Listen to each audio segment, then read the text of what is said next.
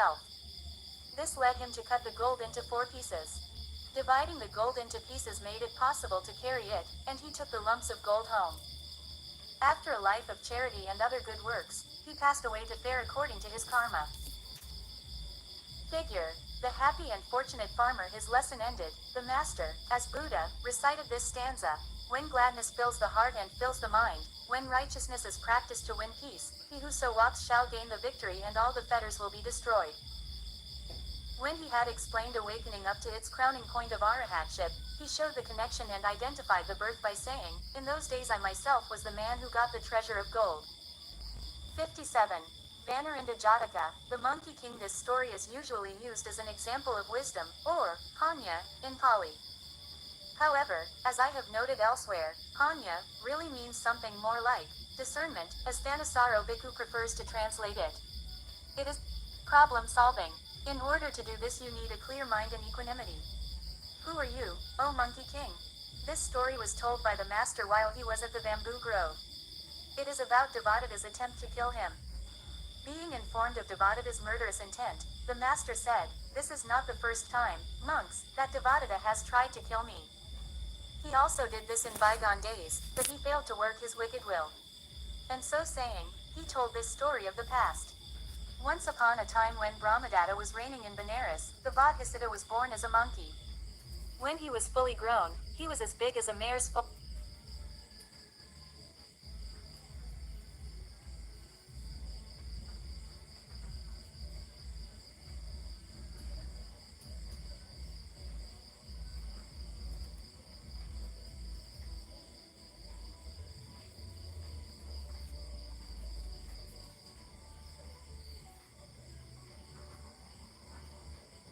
There was an island where mangoes and breadfruits and other fruit trees grew. In the middle of the stream, halfway between the island and the river bank, there was a solitary rock that rose out of the water. Being as strong as an elephant, the Bodhisattva used to leap from the bank onto this rock and then onto the island. Here he would eat his fill of the fruits that grew on the island, returning in the evening by the way he came. And such was his life from day to day. Now in those days a crocodile and his mate lived in that river. She, being with young, and seeing the Bodhisattva journeying back and forth, longed for the monkey's heart to eat. So she begged her lord to catch the monkey for her. Promising her that he would do this, the crocodile went off and crawled onto the rock, meaning to catch the monkey on his evening journey home. After ranging about the island all day, the Bodhisattva looked out in the evening towards the rock and wondered why the rock stood so high out of the water. For the story goes that the Bodhisattva always marked the exact height of the water in the river and of the rock in the water. So when he saw that even though the water stood at the same level, the rock seemed to stand higher out of the water, he suspected that a crocodile might be lurking there to catch him. In order to find out if that was true, he shouted, as though addressing the rock, "Hi, rock." And, as no reply came back, he shouted 3 times, "Hi, rock." And as the rock still kept silence, the monkey called out, "Why is it, friend rock, that you won't answer me today?" "Oh," thought the crocodile, "so the rock is in the habit of answering the monkey. I must answer for the rock today." Accordingly, he shouted, "Yes, monkey, what is it?" "Who are you?" said the Bodhisattva. "I'm a crocodile. What are you sitting on that rock for?" "To catch you and eat your heart." As there was no other way back, the only thing to be done was to outwit the crocodile. So the Bodhisattva cried out, "There's no help for me then but to give myself up to you. Open your mouth and catch me when I jump." Now you must know that when crocodiles open their mouths, their eyes shut. Note that while this is what the story says, this is not a biological fact. So, when this crocodile unsuspiciously opened his mouth, his eyes shut. And there he waited with closed eyes and open jaws. Seeing this, the wily monkey jumped onto the crocodile's head, and then, with a spring like lightning, leapt to the bank. When the cleverness of this feat dawned on the crocodile, he said, "Monkey, one who in this world possesses the 4 virtues overcomes his foes. And I think that you possess all 4. And, so saying, he repeated this stanza: "Whoso, O Monkey King, like you, combines truth, foresight, fixed resolve, and fearlessness, shall see his routed foe turn and flee." Figure. The clever monkey, and with this praise of the Bodhisattva, the crocodile went back to his own place. The master said, This is not the first time then, monks, that Devadatta tried to kill me. He did the same thing in bygone days as well. And, having ended his lesson, the master showed the connection and identified the birth by saying, Devadatta was the crocodile of those days, the Brahmin girl Sinka was the crocodile's wife, and I myself was the monkey king. The story of Sinka occurs in several places, including the Dhammapada Atthakatha, She, 9, and Jataka 472. She falsely accused the Buddha of impregnating her. 58. Tayodama Jataka, the three qualities. Here is another story about the arch-villain Devadatta. Any story with a monkey king and an ogre has got to be good. Someone like you. This story was told by the master while at the bamboo grove. It is about killing. Once upon a time when Brahmadatta was reigning in Benares, Devadatta was reborn as a monkey. He lived near the Himalayas as the lord of a tribe of monkeys, all of whom were his own children.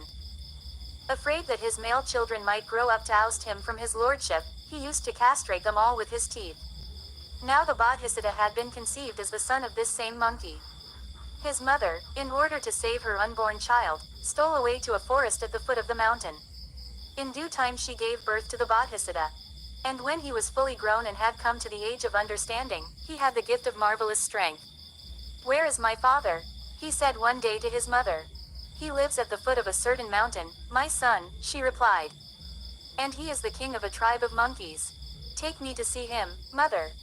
No, my son, for your father is so afraid of being removed by his sons that he castrates them all with his teeth. Never mind. Take me there, mother, the Bodhisattva said. I will know what to do. So she took him with her to the old monkey. At the sight of his son, the old monkey, feeling sure that the Bodhisattva would grow up to depose him, faked an affectionate embrace to crush the life out of the Bodhisattva. Ah, my boy, he cried, where have you been all this time? And making a show of embracing the Bodhisattva, he hugged him like a vice. But the Bodhisattva, who was as strong as an elephant, returned the hug so mightily that his father's ribs almost broke. Then the old monkey thought, this son of mine, if he grows up, he will certainly kill me. Thinking about how to kill the Bodhisattva first, he thought about a lake that was nearby.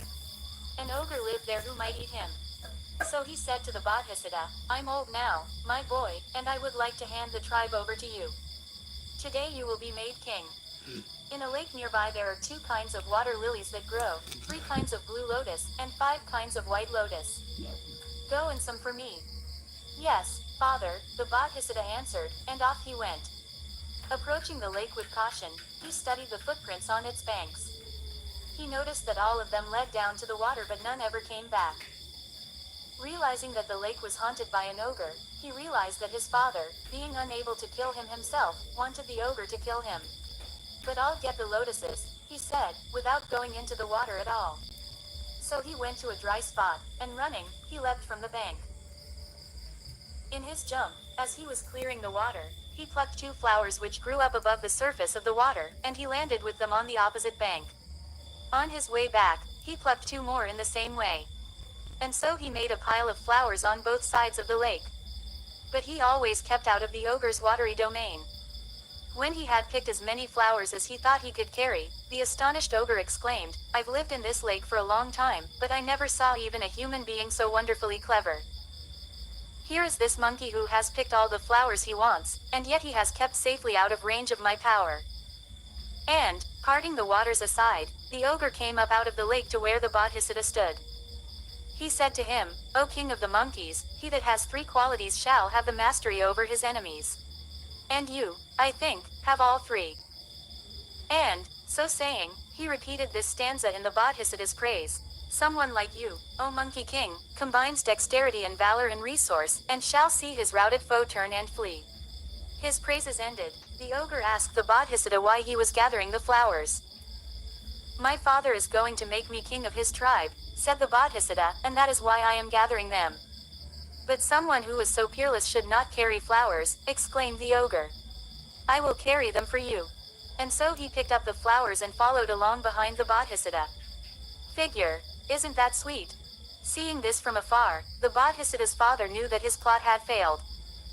I sent my son to fall prey to the ogre, and here he is returning safe and sound, with the ogre humbly carrying his flowers for him. I am undone, cried the old monkey.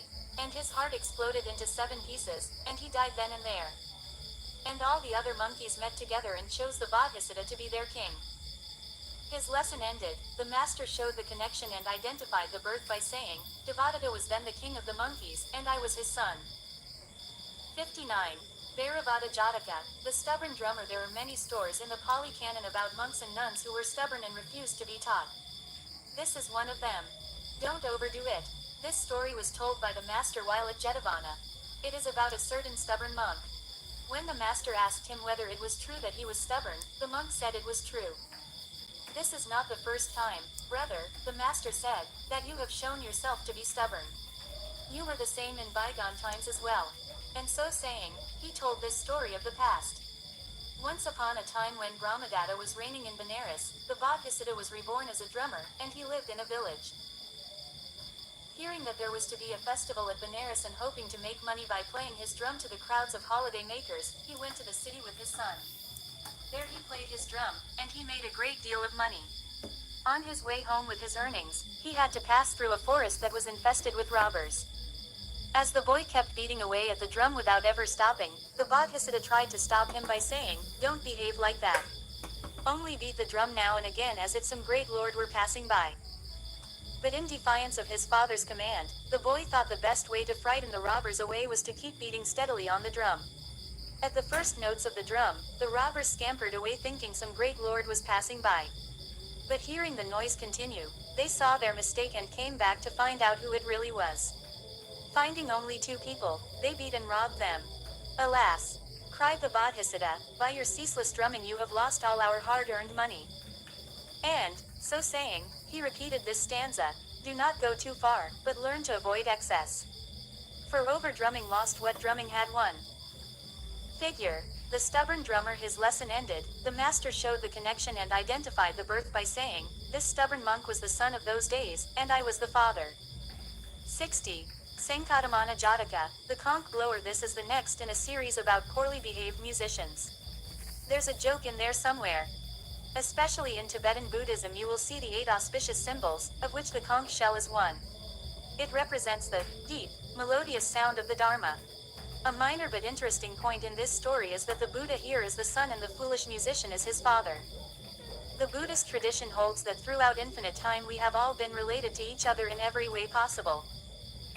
We have been friends and enemies, each other's mothers and daughters and fathers and sons and siblings, so on. When I told this to my daughter when she was little, she found it quite amusing that she was my mother in a previous life. Don't overdo it. This story was told by the master while at Jetavana. It is about another stubborn person. Once upon a time when Brahmadatta was reigning in Benares, the Bodhisattva was reborn as a conch blower, and he went to Benares with his father to a public festival. He earned a great deal of money there by his conch blowing, and then he started for home again. On his way through a forest that was infested by robbers, he warned his father not to keep blowing his conch. But the old man thought he knew better how to keep the robbers off, and he blew away hard without a moment's pause. Accordingly, just as in the preceding story, the robbers returned and plundered the pair. And, as above, the Bodhisattva repeated this stanza, Do not go too far, but learn to avoid excess. For overblowing lost what blowing had won. Figure. The overblown incident. His lesson ended, the master showed the connection and identified the birth by saying, This stubborn person was the father of those days, and I was the son. 61. Asatamanta Jataka, the grief teaching. The original version of this story is quite misogynistic. I have modified it to be more in line with the actual teachings of the Buddha. The university at Takasila is mentioned frequently in the Buddhist texts. It was the best university in India at the time. The word, dolor, is somewhat archaic. It means, grief, or, sorrow. This is a rather incoherent story. First of all, why a Buddhist would aspire to worship a fire god and be reborn in the realm of Brahma does not make any sense. And the original version, as noted, is painfully offensive. But buried in here is a story about the dangers of sense desire and the benefits of renunciation. Finally, note that despite the issues with mom, the son treats her with dignity and respect to the last. In unbridled passion. This story was told by the master while at Jetavana. It is about a lustful monk. The introductory story will be related in the Umadanti Jataka, Jataka 527. The master said to this monk, "Women, O monk, are objects of lust, and lust is reckless, vile, and degrading. Why let your unbridled passion subject you to such intoxicating feelings?" And so saying, he told this story of the past. Once upon a time when Brahmadatta was reigning in Benares, the Bodhisattva was reborn as a Brahmin in the city of Takasila in the Gandhara country. By the time he had grown up, he was so proficient in the three Vedas and all accomplishments that his fame as a teacher spread through all the world. In those days there was a Brahmin family in Benares, and they had a son. On the day of his birth they made a fire and kept it burning until the boy was 16. Then his parents told him how the fire, started on the day of his birth, had never been allowed to go out, and they told their son to make his choice. If he wanted to gain entrance into the realm of Brahma, then he should take the fire into the forest. There he could work out his aspiration by ceaselessly worshipping the Lord of Fire. But, if he preferred the joys of the home life, they told their son he should go to Takasila and study there under the world-renowned teacher so that he could settle down and manage the property. "I will surely fail in the worship of the fire god," the young Brahmin said, "so I'll be a landowner." So he said goodbye to his father and mother, and with 1,000 pieces of money for the teacher's fee, he left for Takasila. There he studied until his education was complete, after which he headed back home again. During his time away, his parents increasingly wanted him to forsake the world and to worship the fire god in the forest. Accordingly, his mother wanted to convince him to go the forest by teaching him about the dangers of sense desire. She was confident that his wise and learned teacher would be able to convince him about the trappings of lust. So she asked him whether he had finished his education. "Oh yes," the young man said. "Then of course you have not omitted the dollar texts." "I have not learned those, mother." "Then how then can you say your education is finished? Go back at once, my son, to your master, and come back to us when you have learned them," his mother said. "Very well," the young man said, and off he went to Takasila once more. Now his master had a mother who was still living. She was an old woman of 120 years of age. He used to bathe, feed, and take care of her himself. He was ridiculed by his neighbors for doing this. The ridicule was so extreme that he decided to go to the forest and live there. He built a beautiful hut in the solitude of the forest. Water was plentiful there, and after laying in a stock of ghee and rice and other provisions, he carried his mother to her new home. He lived there respecting her and enjoying her old age. When the young Brahmin got to Takasila, he, of course, did not find his master. He asked around and discovered what had happened. So he set out for the forest and presented himself respectfully before his master. "What brings you back so soon, my boy?" His master said. "I do not think, sir, I learned the dollar texts when I was with you," the young man said. "But who told you that you had to learn the dollar texts?" "My mother, master," he replied. The Bodhisattva reflected that there were no such texts as those, and he concluded that his pupil's mother must have wanted her son to learn how destructive sense desire can be. So he said to the youth that it was all right, and that he would in due course learn the texts in question. "From today," he said, "you will take my place caring for my mother. You will wash, feed and look after her with your own hands. As you rub her hands, feet, head, and back, be careful to repeat these words, 'Ah, madam.' If you are so lovely now that you are so old, what must you have been like in the heyday of your youth?" And as you wash and perfume her hands and feet, burst into praise of their beauty. Further, tell me without shame or reserve every single word my mother says to you. Obey me in this, and you shall master the dollar texts. Disobey me, and you will remain ignorant of them forever." Obeying his master's commands, the youth did as he was told. He was so persistent in his praise of the old woman's beauty that she thought he had fallen in love with her. And even though she was blind and decrepit, passion was kindled within her. So one day she broke in on his compliments by asking, "Do you desire me?" "I do indeed, madam," the youth answered, "but my master is so strict." "If you desire me," she said, "kill my son." "But how can I, who has learned so much from him, how shall I kill my master for passion's sake?" "Well then, if you will be faithful to me, I will kill him myself." So poisonous is the power of lust that even an old woman like this actually thirsted for the blood of such a dutiful son.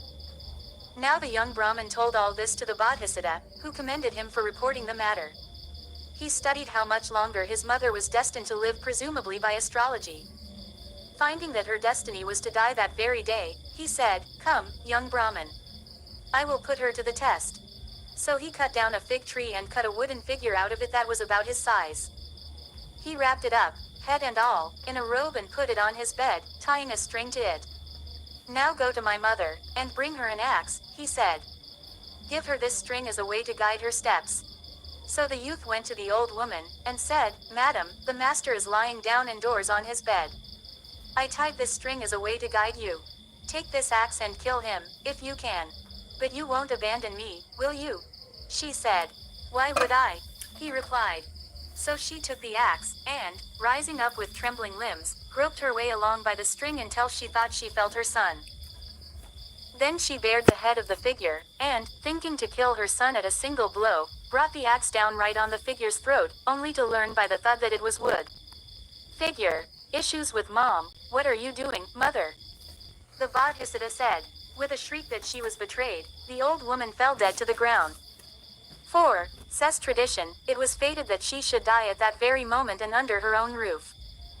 Seeing that she was dead, her son cremated her body, and when the flames of the pile were quenched, graced her ashes with wildflowers.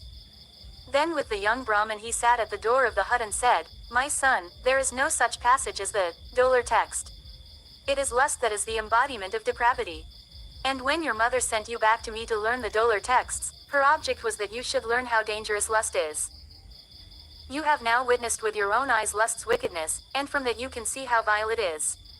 And with this lesson, he told the youth to leave. Saying goodbye to his master, the young Brahmin went home to his parents. His said mother to him, "Have you now learned the Dolar texts?" "Yes, mother." "And what," she asked, "is your final choice? Will you leave the world to worship the Lord of Fire, or will you choose a family life?" The young Brahmin answered, "I have seen the wickedness of lust with my own eyes. I will have nothing to do with family life. I will renounce the world." And his convictions found expression in this stanza. In unbridled lust, like devouring fire, passion creates an uncontrollable rage. Without renouncing passion, I would be unable to find peace in a hermitage. With this lesson the young Brahmin took leave of his parents and renounced the world for the life of a recluse. He was able to find the peace he desired, and so he assured himself entry into the realm of Brahma. So you see, brother, the master said, how vile and woeful lust is. And after declaring the wickedness of lust, he preached the Four Noble Truths, at the close of which that brother won the fruit of the first path stream entry. The master then showed the connection and identified the birth by saying, Kapilani was the mother of those days, Mahakassapa was the father, Ananda the pupil, and I myself the teacher. The elder nun Bada Kapilani was a prominent and respected nun who was especially good at recalling her past lives. Why she is depicted as the villain here is unclear. Mahakassapa was an arahant and, foremost in ascetic practices. He and Kapilani were married before they ordained as monastics. Ananda was, of course, the Buddha's cousin and his attendant. The Buddha gave him the title, Guardian of the Dharma. 62. Andabuddha Jataka, overcome with desire. This is another story in which the original is incredibly misogynistic and offensive. It took a great deal of creative editing to make it into something palatable. This story is also, like the previous story, rather incoherent, and it is not consistent with the Buddha's teachings. The basis for the story is a magical charm. The Buddha was quite critical of all types of magic, fortune-telling, and so on. It is also hard to believe that the Bodhisattva would hire an unscrupulous man to seduce a young girl, especially to win at gambling. The history of women in Buddhism is quite checkered. India during the Buddha's time treated women horribly. They could not own property, inherit from a deceased husband, or own a business. If they traveled, they had to go with their father, brother, or husband. Buddha was quite critical of all types of magic, fortune-telling, and so on. It is also hard to believe that the Bodhisattva would hire an unscrupulous man to seduce a young girl, especially to win at gambling. The history of women in Buddhism is quite checkered. India during the Buddha's time treated women horribly. They could not own property, inherit from a deceased husband, or own a business. If they traveled, they had to go with their father, brother, or husband. Otherwise legally they were fair game and had no protection. Nonetheless, the Buddha decided to ordain women in what was a very radical move for the time. This was very unpopular with many of the monks. They treated the nuns extremely poorly. This led to many monastic rules to protect the nuns from the monks. This sexist attitude persists to this day in many portions of the Sangha. This is less of a problem, for some reason, in Mahayana Chinese Buddhism and Vajrayana Tibetan Buddhism. I dislike this story so much that I did not do an illustration for it. Blindfold, alluding. This story was told by the master while at Jetavana. It is about another person who was overcome by passion. The master said, "Is the report true that you are overwhelmed by passion, brother?" "Quite true," was the reply. "Brother, you must learn the danger in unbridled sexual desire." In days gone by the wise kept watch over a woman from the moment she was born, but they failed nevertheless to protect her from lust. And so saying, he told this story of the past. Once upon a time when Brahmadatta was reigning in Benares, the Bodhisattva was reborn as the child of the queen consort. When he grew up, he mastered every accomplishment. At his father's death he became king, and he proved to be a righteous king. Now he used to play dice with his priest, and as he flung the golden dice upon the silver table, he would sing this phrase for luck: "It is nature's law that rivers wind, trees grow of wood by law of kind. No one can keep their virginity, when sexual desire brings iniquity." As these lines always made the king win the game, the priest was about to lose all his money. In order to save himself from this, he decided to seek out a girl that had never seen another man, and then to keep her under lock and key in his own house. For, he thought, I couldn't manage to look after a girl who has seen another man. So I must take a newborn baby girl and keep her under my thumb as she grows up. I will keep a close guard over her so that no one will come near her and she will remain pure. Then I shall beat the king and grow rich. Now he was skilled in prognostication, and seeing a poor woman who was about to become a mother, and knowing that her child would be a girl, he paid the woman to come live in his house. Then he sent her away after her confinement with a present. The infant was brought up entirely by women, and no men, other than himself, were ever allowed to set eyes on her. When the girl grew up, she was subject to him, and he was her master. Now while the girl was growing up, the priest endured losing to the king. But when she was grown up and under his own control, he challenged the king to a game. The king accepted and play began. But, when in throwing the dice the king sang his lucky catch, the priest added, "Always accepting my girl." And then the luck changed. Now it was the priest who won, while the king lost. Thinking the matter over, the Bodhisattva suspected the priest had a virtuous girl shut up in his house. His enquiry proved this suspicion true. Then, in order to effect her fall from grace, he sent for a clever rogue. He asked him whether he thought he could seduce the girl. "Certainly, sire," said the fellow. So the king gave him money and sent him away with orders to lose no time. With the king's money the fellow bought perfumes and incense and aromatics of all sorts. He opened a perfume shop close to the priest's house. Now the priest's house was 7 stories high. It had 7 gateways. There was a guard at each one of them. They were all women. No man but the Brahmin was ever allowed to enter. Even the baskets that contained the dust and sweepings were examined before they were allowed in. Only the priest was allowed to see the girl, and she had only a single lady in waiting. This woman had money given to her to buy flowers and perfumes for her mistress. On her way she used to pass near the shop that the rogue had opened. And he, knowing that she was the girl's attendant, watched for her to pass by. When she did, he rushing out of his shop and fell at her feet. He clasped her knees tightly with both hands and blubbered out, "Oh my mother! Where have you been all this long time?" His co-conspirators, who stood by his side, cried, "What a likeness! Hand and foot, face and figure, even in style of dress, they are identical." As they all kept talking about the marvelous likeness, the poor woman lost her head. Crying out that it must be her boy, she, too, burst into tears. And with weeping and tears the two fell to embracing one another. Then the man said, "Where are you living, mother?" "Up at the priest's house, my son. He has a young girl of peerless beauty, a very goddess for grace, and I am her lady in waiting."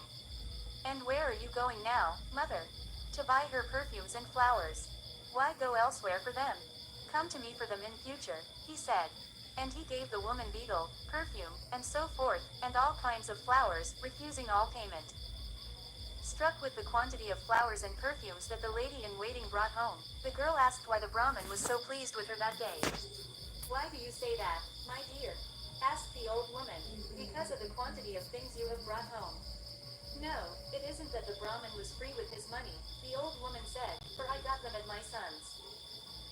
And from that day on she kept the money the Brahmin gave her, and she got her flowers and other things for free at the man's shop.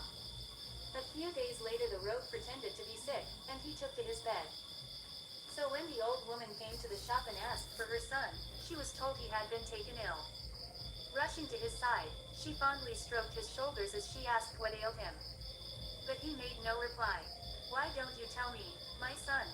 Not even if I were dying could I tell you, mother. But, if you don't tell me, who can you tell? Well then, mother, my sickness is this. Hearing the praises of your young mistress's beauty, I have fallen in love with her. If I win her, I shall live. If not, this will be my deathbed. Leave it to me, my boy, the old woman said cheerily, and don't worry yourself on this account. Then, with a heavy load of perfumes and flowers to take with her, she went home and said to the Brahmin's young girl, alas, my son is in love with you, merely because I told him how beautiful you are. What is to be done? If you can smuggle him in here, the girl replied, you have my permission. So the old woman started sweeping together all the dust she could find in the house from top to bottom. She put this dust into a huge basket and tried to leave with it. When the guard searched the basket, she dumped the dust all over the woman on guard, who then ran away under such bad treatment. She did the same thing to all the other watchers, smothering each one in turn in dust. And so from that time forward, no matter what the old woman took in or out of the house, there was nobody bold enough to search her. Now was the time. The old woman smuggled the rogue into the house in a huge basket and brought him to her young mistress. He succeeded in wrecking the girl's virtue. He actually stayed a day or two in the upper rooms. He hid when the priest was at home and enjoyed the company of his mistress when the priest was away. A day or two passed and the girl said to her lover, sweetheart, you must go now. Very well, only I must hit the Brahmin first. Certainly, she said, and she hid the rogue. When the Brahmin came in again, she exclaimed, oh, my dear priest, I should so like to dance. Would you play the lute for me? Dance away, my dear, the priest said. But I will be too ashamed if you watch. Let me hide your face with a cloth, and then I will dance. All right, he said, if you're too modest to dance otherwise. So she took a thick cloth and blindfolded the Brahmin's face. And so the Brahmin began to play the lute. After dancing a while she cried, my dear, I would like to hit you on the head. Hit away, said the unsuspecting dotard. Then the girl signaled her lover. He softly snuck up behind the Brahmin and hit him on the head. The force of the blow was so hard that the Brahmin's eyes almost popped of his head. A big bump rose up on the spot. Smarting with pain, he called to the girl to give him her hand. She placed it in his. Ah, it's a soft hand, he said, but it hits hard. Now, as soon as the rogue had struck the Brahmin, he hid. When he was hidden, the girl took the blindfold off the priest's eyes and rubbed his bruised head with oil. The moment the Brahmin went out, the rogue was stowed away in his basket again by the old woman and carried out of the house. Making his way at once to the king, he told him the whole adventure. Accordingly, when the Brahmin next visited, the king suggested a game with the dice. The Brahmin agreed, and the dice table was brought out. As the king made his throw he sang his old verse. The Brahmin, ignorant of the girl's naughtiness, added his, always accepting my girl, and nevertheless lost. Then the king said to his chaplain, why accept her? Her virtue has given way. Ah, you dreamed that by taking a girl in the hour of her birth and by placing a guard around her, you could keep her pure. Why, you couldn't protect anyone from their own sexual desire, even if you kept her with you always. No one is immune to the dangers of sexual desire. As for that girl of yours, she told you she should like to dance, and having first blindfolded you as you played the lute to her, she let her lover strike you on the head. Then she smuggled him out of the house. Where, then, is your exception? And so saying, the king repeated this stanza, blindfold, alluding, this girl was beguiled, the Brahmin sits, who tried to rear a paragon of virtue undefiled. Learn hence to hold desire in fear. In this way the Bodhisattva taught the Brahmin. And the Brahmin went home and accused the girl of indiscretion. My dear priest, who said this about me? She said, I am innocent. It was my own hand that struck you and nobody else. If you do not believe me, I will brave the ordeal of fire to prove that no man's hand has touched me but yours, and so I will make you believe me. So be it, said said the Brahmin. And he had some wood brought in and he started a fire. Then the girl was summoned. Now, he said, if your story is true, brave these flames. Now before this the girl told her lady-in-waiting, tell your son to be there and to seize my hand just as I am about to go into the fire. The old woman did as she was asked. The fellow came and stood among the crowd. Then, to fool the Brahmin, the girl stood before all the people and exclaimed, no man's hand but thine, Brahmin, has ever touched me. By the truth of my declaration, I call on this fire not to harm me. So saying, she went up to the burning pile. Suddenly her lover ran up to her and grabbed her hand. He cried shame on the Brahmin who could force so fair a maid to enter the flames. Shaking her hand free, the girl exclaimed to the Brahmin that what she had asserted was now undone, and that she could not now brave the ordeal of fire. Why not? Said the Brahmin. Because, she replied, my declaration was that no man's hand but yours had ever touched me. But now here is a man who has seized my hand. The Brahmin, knowing that he had been tricked, drove her away. Such, we learn, is the danger of sexual desire. There is no crime that will not be committed. There is no claim that someone will not make. Therefore it is said, a mind composed of lust and desire, unknowable. Uncertain is the path, of fishes in the water, the lustful hold truth for falsehood, falsehood for the truth. As greedily as cows seek new pastures, desire, unsated, yearns for more and more. As unstable sand, cruel as the snake, sexual desire craves all things. No one is safe from it. Such is the danger of sexual desire, the master said. His lesson ended, he preached the Dharma, at the close of which the brother won the fruit of the first path stream entry. And the master showed the connection and identified the birth by saying, in these days I was the king of Benares. 63. Tata Jataka, the date sage. This is another in the misogyny series, although this one is much more easily edited to be in harmony with the true teachings of the Buddha. An interesting point in this story is when the robber realizes that if the woman was capable of betraying the Bodhisattva, she was also capable of betraying him. This is a general lesson in life. If you know someone who is treating someone else badly, they can just as easily do it to you. The fire of lust. This story was told by the master while at Jetavana. It is about another monk who was overwhelmed by sexual desire. When he was questioned, the monk confessed that he was overwhelmed by passion. The master said, with sensual pleasures as the cause, people indulge in misconduct of body, speech, and mind. And he told this story of the past.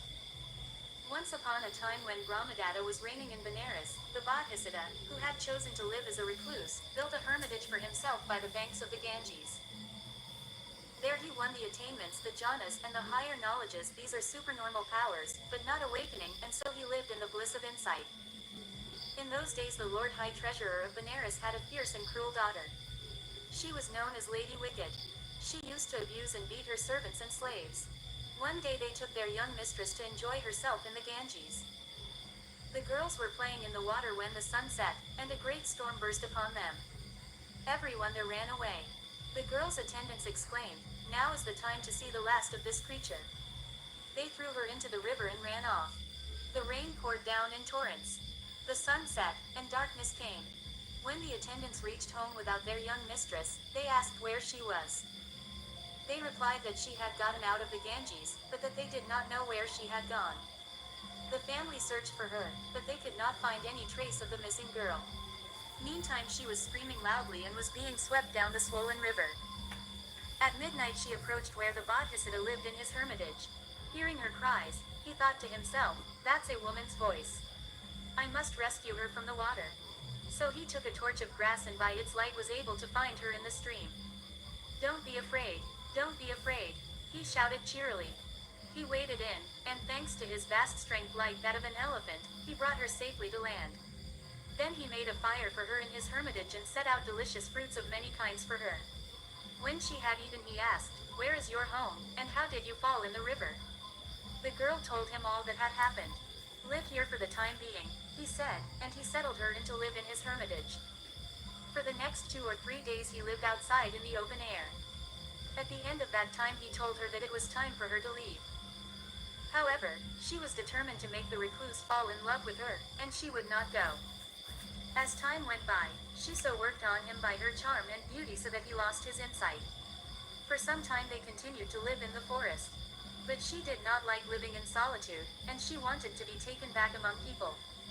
So yielding to her request, he took her away with him to a border village.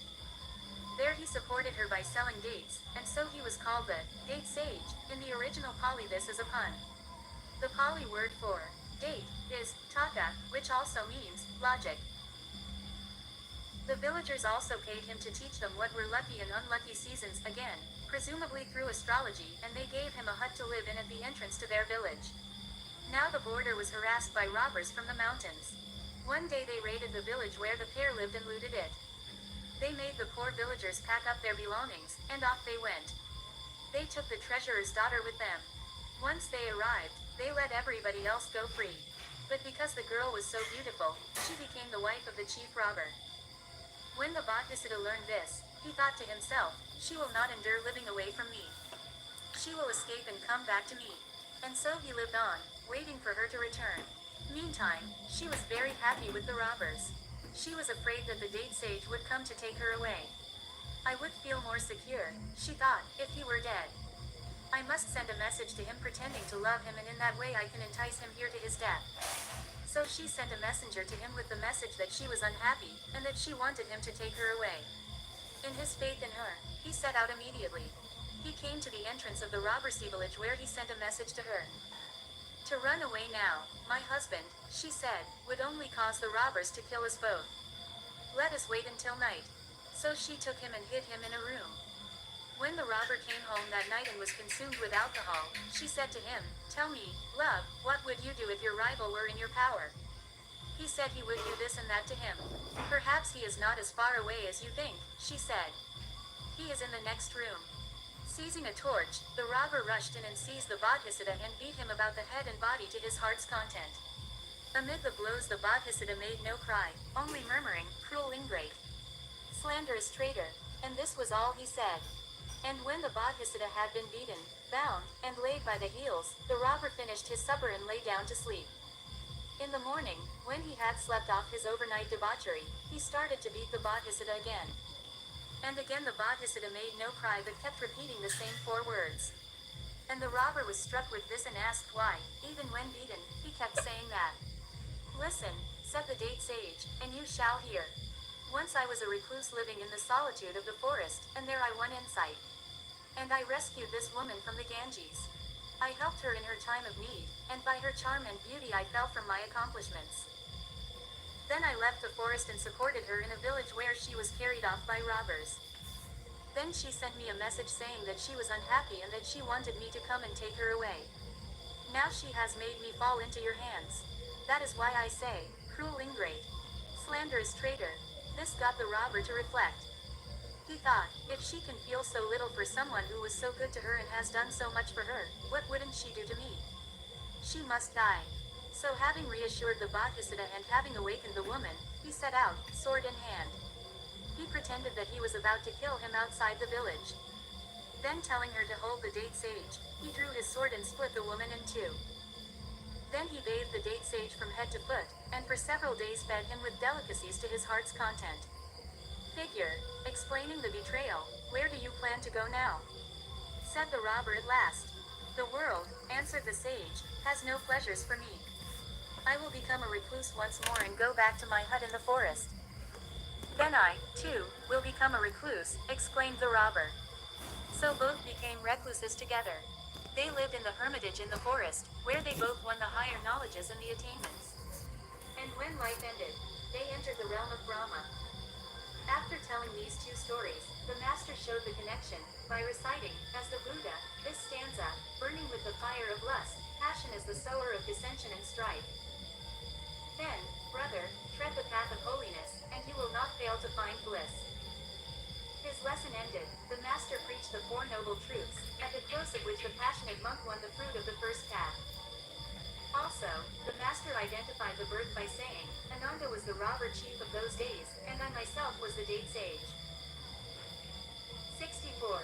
Dharahana Jataka. Difficult to understand. What I think is the most important lesson in this story gets a little lost in the amount of detail about the wife's irrational behavior, and that is that when she finds out that the Bodhisattva Buddha knows how she has been acting, she changes.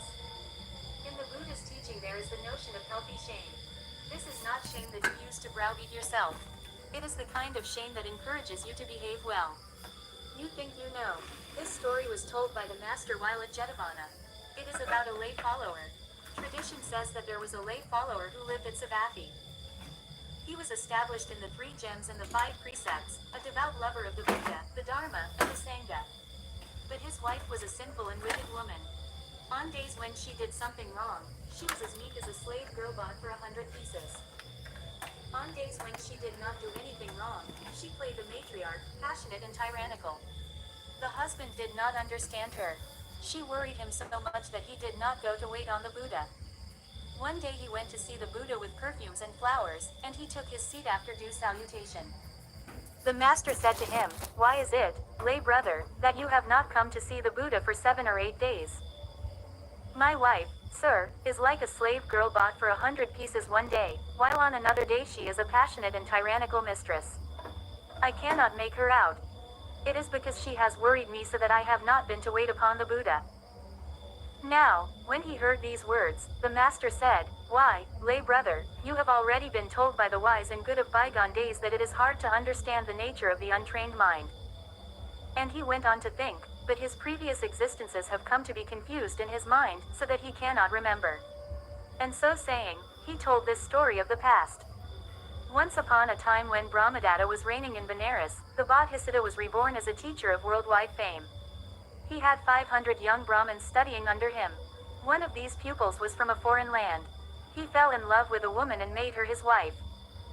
Though he continued to live in Benares, 2 or 3 times he failed to attend to his master. His wife was a sinful and wicked woman who was as meek as a slave on days when she had done something wrong. But on days when she had not done anything wrong, she acted like a matriarch, passionate and tyrannical. Her husband could not understand her at all. He worried about her, and he was harassed by her, and that is why he did not attend to his master. After 7 or 8 days he renewed his visits. The Bodhisattva asked him why he had not been seen of late. "Master, my wife is the cause," he said. And he told the Bodhisattva how she was meek one day like a slave girl and tyrannical the next. He could not make her out at all.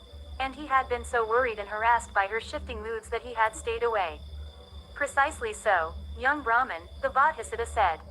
"On days when they have done wrong, people with untrained minds humble themselves and become as meek and submissive as a slave. But on days when they have not done anything wrong, then they become stubborn and insubordinate. In this way the untrained worldling is unskillful and unreliable, and their nature is hard to know.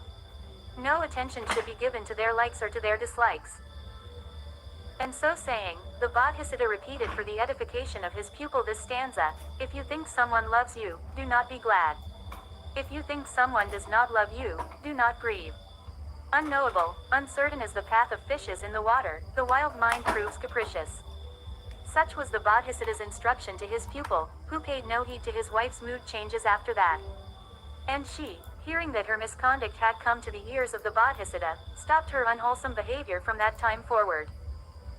Figure. The now happy couple. So, too, this lay brother's wife said to herself, "The perfect Buddha himself knows, they tell me, of my misconduct," and from then on she stopped misbehaving.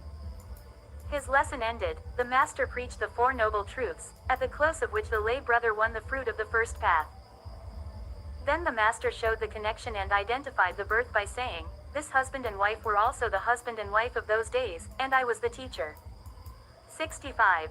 Anabharati Jataka, the tale of discontent. This story also has the detail of someone reforming out of shame.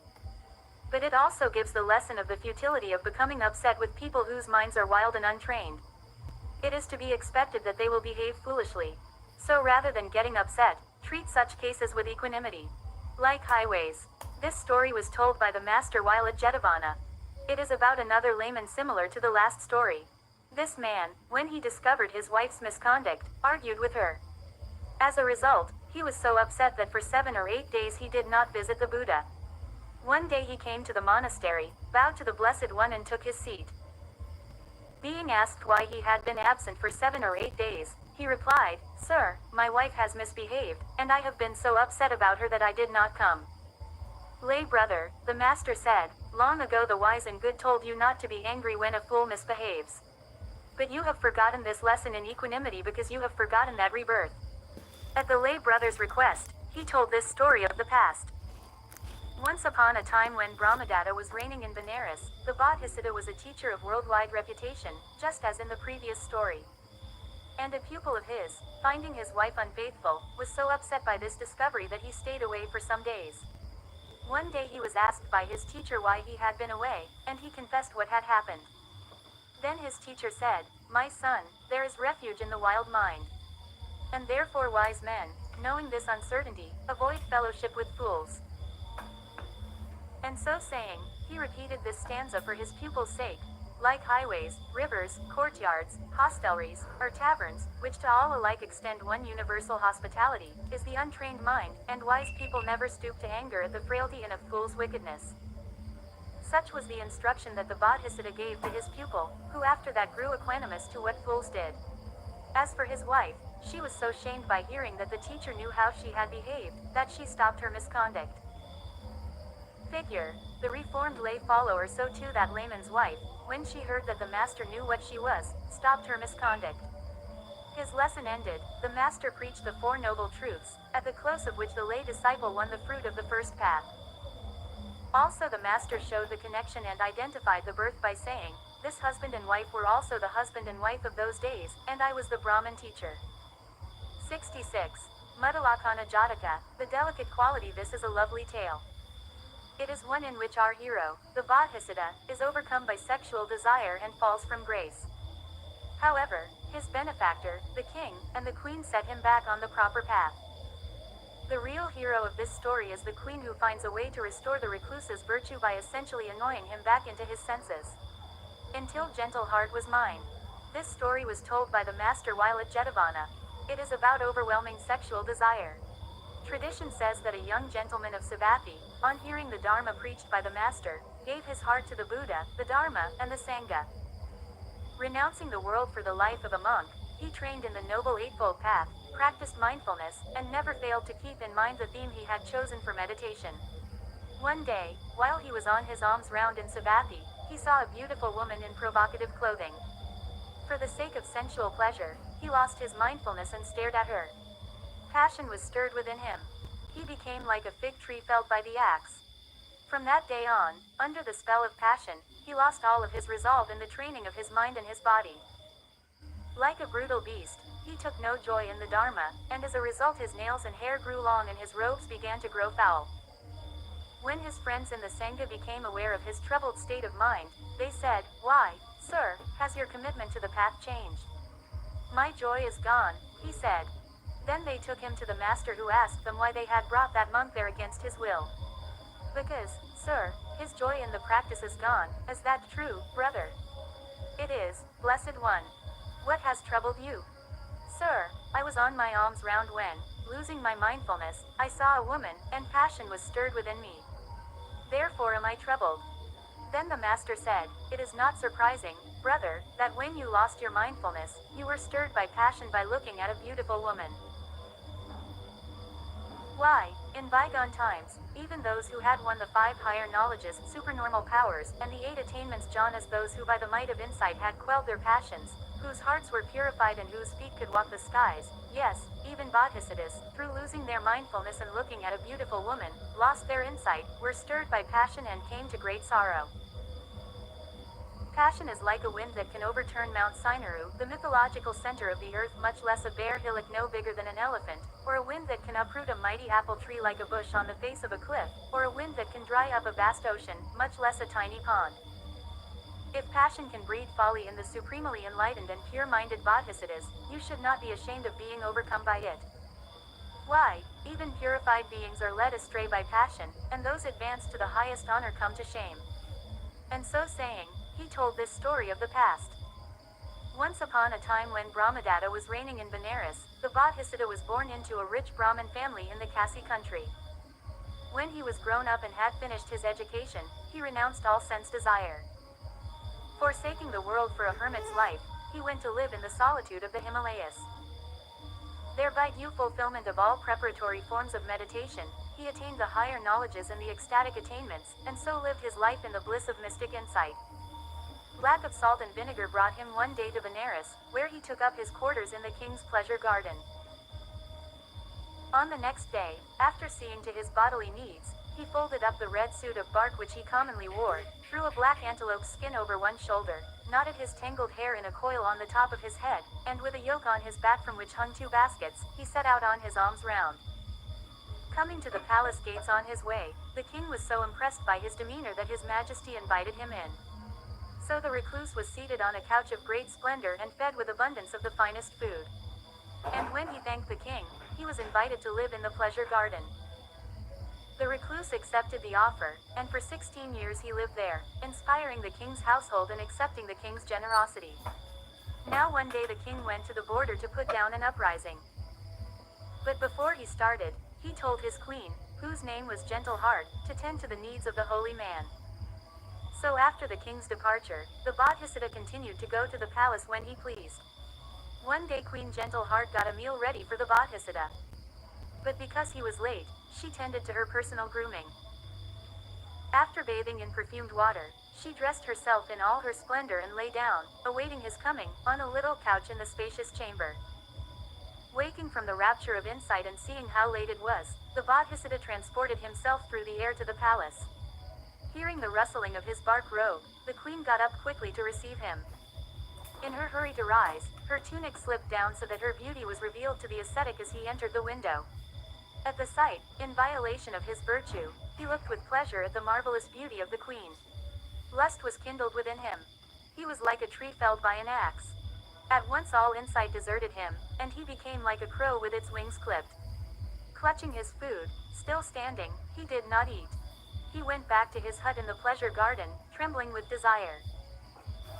He sat down on his wooden couch and lay for 7 whole days, ignoring his hunger and thirst, enslaved by the queen's beauty.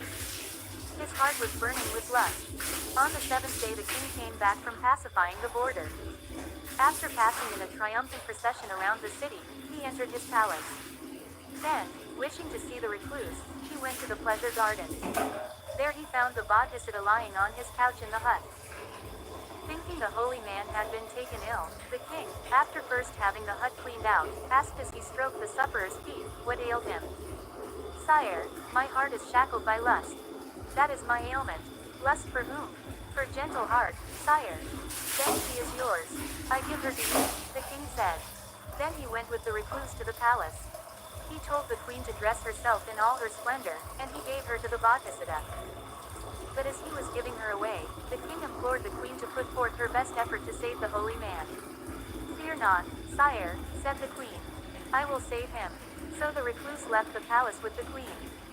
But when he had passed through the great gate, the queen cried out that they must have a house to live in, and that he must go to the king to ask for one. So he went back to ask the king for a house to live in. The king gave them a tumble-down hut that travelers used as a latrine. The ascetic took the queen to this hut, but she flatly refused to enter it because of its filthy state. "Figure, the clever queen, what am I to do?" he cried. "Why, clean it out," she said. And she sent him to the king for a shovel and a bucket and made him remove all the filth and dirt. She also made him plaster the walls with cow dung, which he had to go find. This done, she made him get a bed and a stool and a rug and a water pot and a cup, sending him for only one thing at a time. Next, she sent him to get water and 1,000 other things. So off he started for the water. He filled up the water pot and set out the water for the bath. He made the bed. And, as he sat with her upon the bed, she took him by the whiskers and drew him towards her until they were face to face, saying, "Have you forgotten that you are a holy man and a Brahmin?" Suddenly he came to his senses after his interval of witless folly. So when he came to his senses, he thought how as his desire grew stronger and stronger, this fatal craving would condemn him to the 4 states of punishment, the hell realm, the hungry ghost realm, the animal realm, and the realm of inferior beings. This very day, he cried, "I will restore this woman to the king and fly to the mountains." So he stood before the king with the queen and said, "Sire, I do not want your queen any longer. My craving was only for her." And so saying, he repeated this stanza, "Until Gentle Heart was mine, my only desire was to win her. When her beauty owned me, Lord, desire came crowding on desire." Immediately his power of insight returned to him. Rising from the earth and seating himself in the air, he preached the Dharma to the king. And without touching the earth he passed through the air to the Himalayas. He never came back to the world of men. He grew in love and charity until, with insight unbroken, he passed to a new birth in the realm of Brahma. His lesson ended, the master preached the Four Noble Truths, at the close of which that brother won Arahatship itself. And the master showed the connection and identified the birth by saying, Ananda was the king of those days, Upalavana was gentle heart, and I was the hermit. Upalavana was an elder nun, foremost among the nuns in supernormal powers. She was the daughter of a wealthy merchant and was known for her great beauty. 67. Uchenga Jataka, the tale of logic. This is another of these somewhat confused stories. But I think that ultimately we get the point. The woman in the story is praised for her logic and wisdom.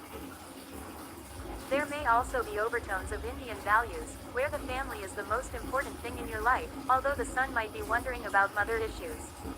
A son's an easy find. This story was told by the master while at Jetavana. It is about a certain country woman. Once in Kosala there were 3 men plowing a field on the outskirts of a forest. There were robbers there who plundered people in that forest and managed to escape. In the course of a fruitless search for the rascals, the victims came to where the 3 men were plowing. Here are the forest robbers, disguised as farmers. They cried, and they hauled the trio off as prisoners to the king of Kosala. Now there was a woman who came to the king's palace repeatedly who cried loud lamentations begging for the means to be covered. Hearing her cry, the king ordered some clothing to be given to her. But she refused it, saying this was not what she meant. So the king's servants went back to his majesty and said that what the woman wanted was not clothes but a husband. Then the king had the woman brought into his presence and asked her whether she really did mean a husband. Yes, sire, she answered, for a husband is a woman's real covering, and a woman that lacks a husband, even though she wears garments that cost 1,000 pieces, goes bare and naked indeed. Pleased with the woman's answer, the king asked what relation the 3 prisoners were to her. And she said that one was her husband, one was her brother, and one was her son. Well, to mark my favor, said the king, I will release one of the 3. Which one will it be? Sire, she answered, if I live, I can get another husband and another son. But as my parents are dead, I can never get another brother. So give me my brother, sire. Pleased with the woman, the king set all 3 men free. And so this one woman was the reason that the men were saved. When the matter came to the attention of the Sangha, they were praising the woman in the Dharma hall when the master entered. Learning the topic of their conversation, he said, this is not the first time, brothers, that this woman saved those 3 from peril. She did the same in days gone by. And, so saying, he told this story of the past. Once upon a time when Brahmadatta was reigning in Benares, 3 men were plowing on the outskirts of a forest and everything came to pass as above. Being asked by the king which of the 3 she would take, the woman said, cannot your majesty give me all 3? No, the king said, I cannot. Well, if I cannot have all 3, give me my brother. Figure, the clever woman and the unfortunate farmers, take your husband or your son, said the king. What does a brother matter? I can readily replace a husband and a son, the woman answered, but I cannot replace a brother. And so saying, she repeated danza, a son is an easy find, a husband, too. An ample choice throngs public ways. But how will all my efforts help me replace a brother? She is quite right, said the king, well pleased. And he ordered that all 3 men be released from the prison and given to the woman. She took all 3 of them and went her way. So you see, brothers, the master said, that this woman saved these same 3 men from peril once before. His lesson ended, he made the connection and identified the birth by saying, the woman and the 3 men of today were also the woman and men of those bygone days, and I was the king. 68. Sakata Jataka, the city of Sakata story. This is somewhat curious yet tender story about the Buddha and an old couple. The Buddha spoke often about the importance of respecting and revering your parents. Now of course, there are cases where parents treat their children badly. But sadly, there are probably just as many cases where adult children abuse their aging parents.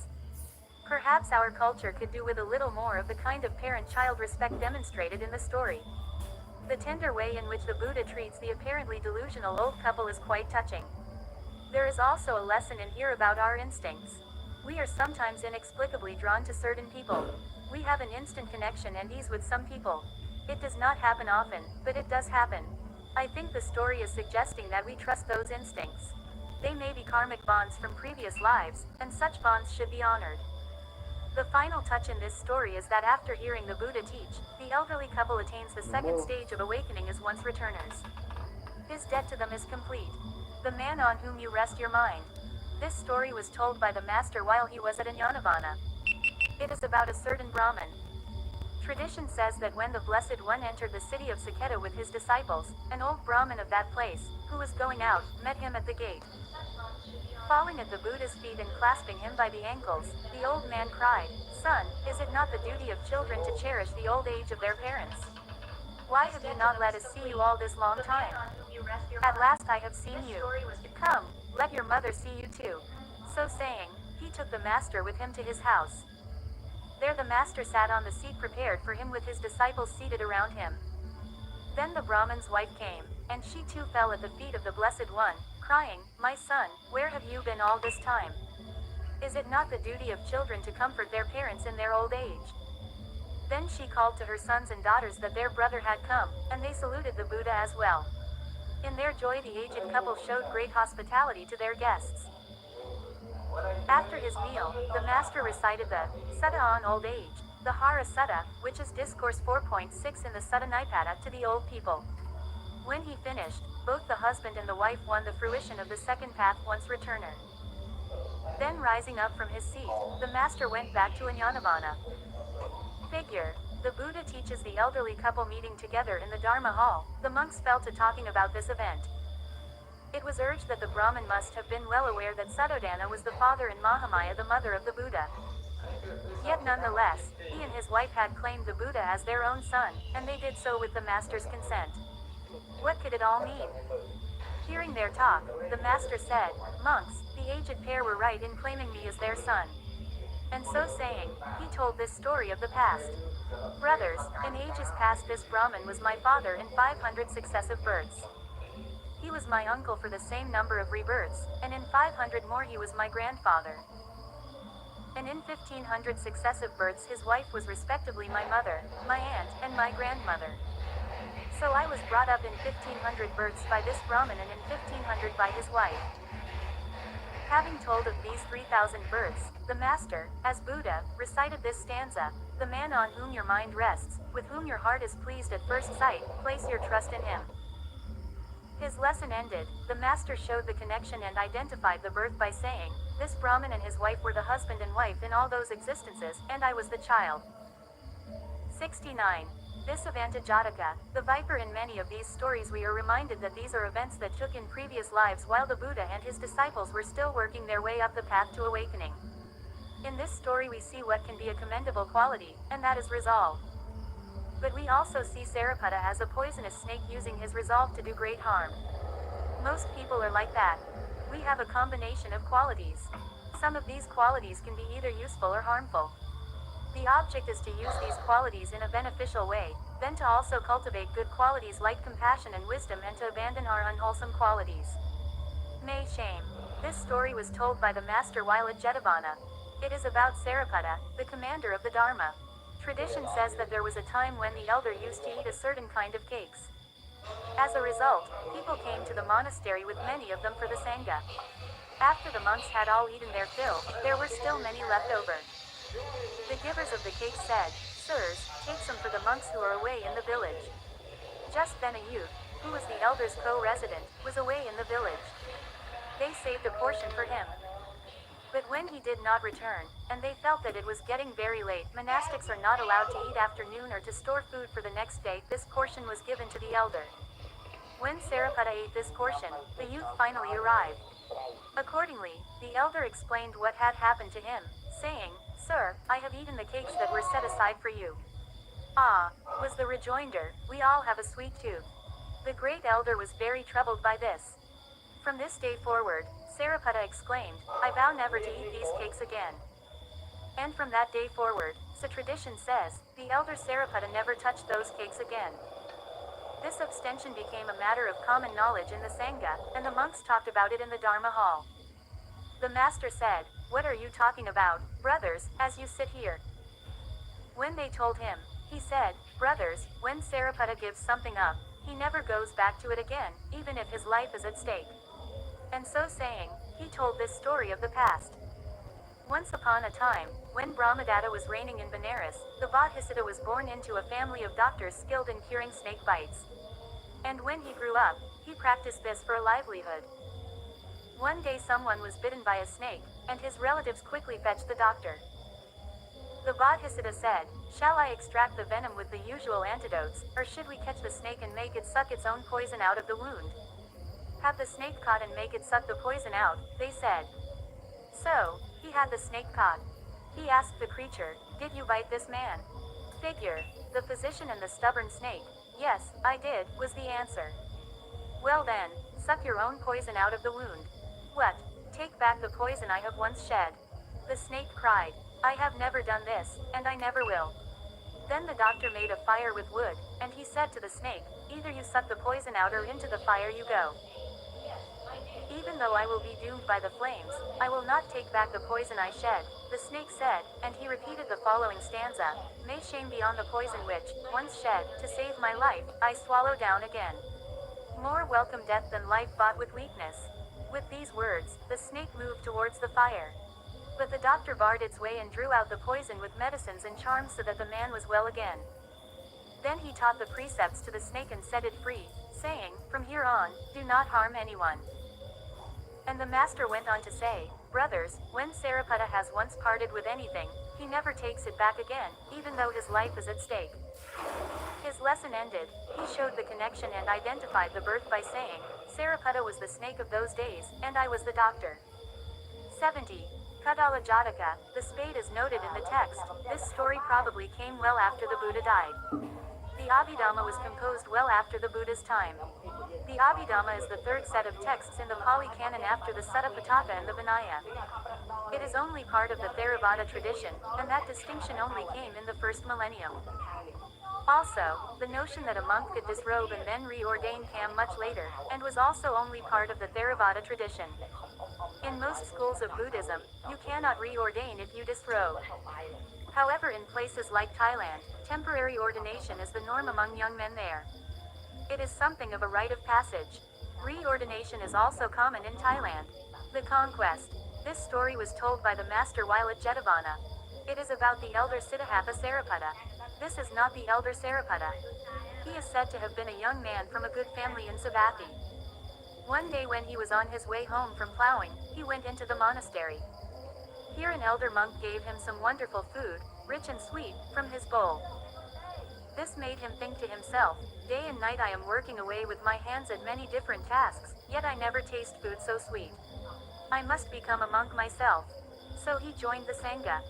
But after spending 6 weeks of applying himself diligently to meditation and study, he was seduced by the power of sensual desire and off he went. However, his belly again proved too much for him, and back he went to join the Sangha once more. This time he studied the Abhidhamma. In this way, 6 times he left and came back again. But when he joined the Sangha for the 7th time, he mastered the whole 7 books of the Abhidhamma. And by frequent chanting of the Dharma, he won discernment and attained to Arahatship. Now his friends among the Sangha scoffed at him, saying, "Can it be, sir, that craving has ceased to spring up within your heart?" "Sirs," he replied, "I have transcended mundane existence forevermore."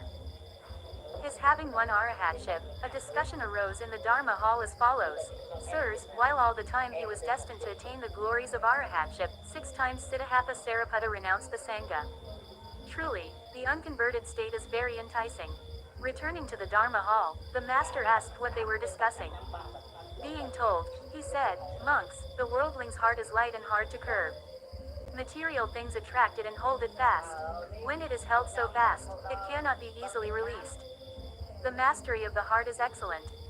Once mastered, it brings joy and happiness. It is good to tame a headstrong and frail heart, one swayed by passion. Once tamed, the heart brings bliss." It was because of this stubbornness of the heart, however, that, for the sake of a pretty spade that they could not bring themselves to throw away, the wise and good of bygone days reverted 6 times to the world out of sheer greed. However, on the 7th occasion they won insight and subdued their craving. And so saying, he told this story of the past. Once upon a time when Brahmadatta was reigning in Benares, the Bodhisattva was reborn as a gardener and grew to manhood. They called him the spade sage.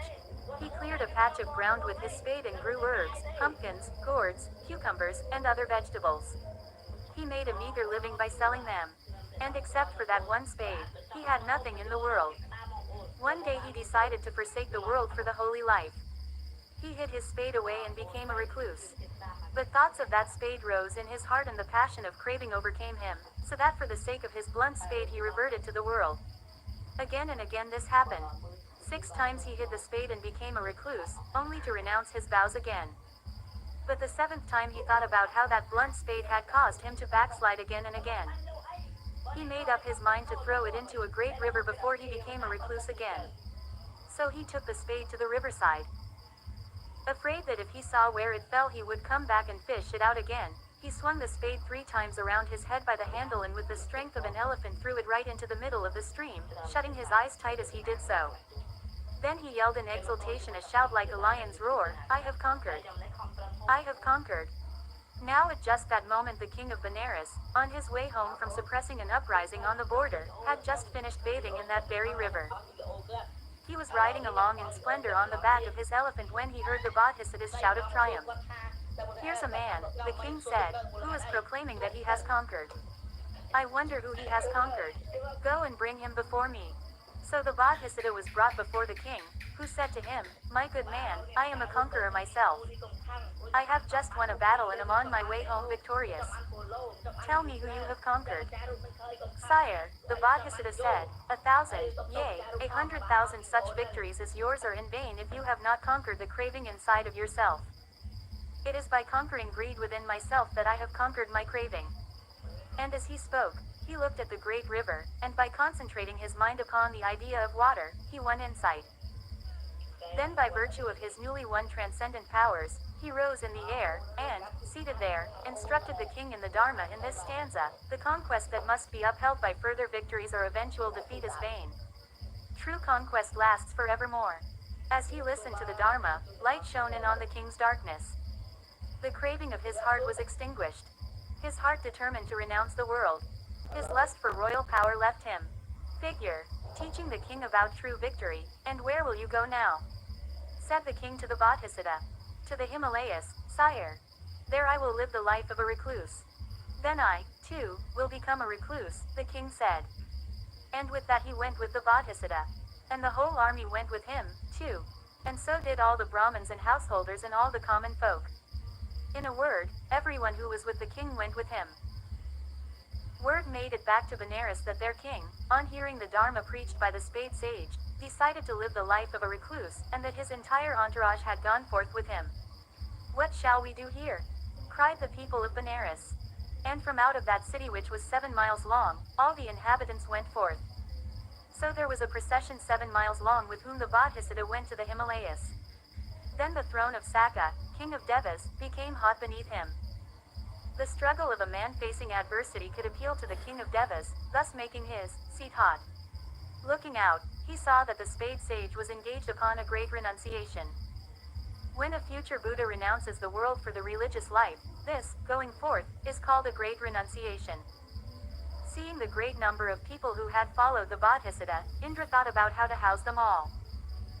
He sent for Visukamma, the architect of the Devas, and said, "The spade sage is engaged upon a great renunciation and living quarters must be found for him.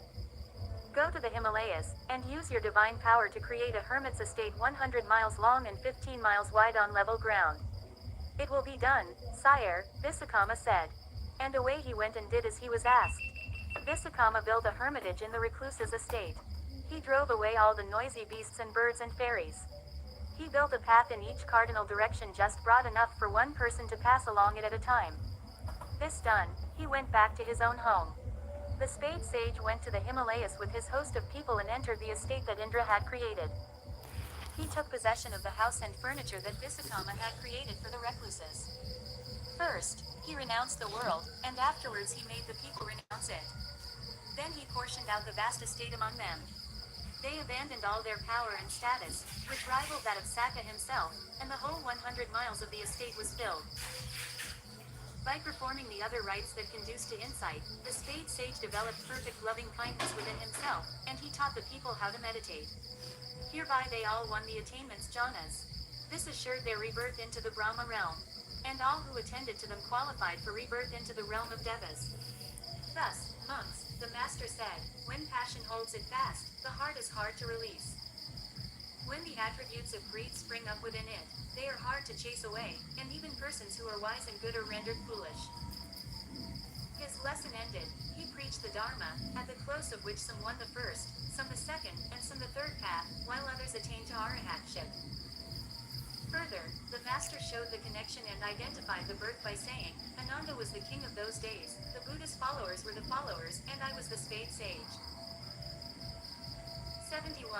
Varana Jataka, the tree. One of the most interesting aspects of this story is how in the story in the present, the monk tries to compensate for his laziness by pushing himself too hard. As a result, he falls and breaks his hip.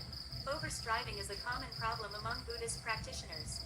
There are people who want to push very hard in order to attain meditative accomplishments. But the mind, like the body, can only develop at an appropriate pace. It is always a balance between not pushing hard enough and pushing too hard.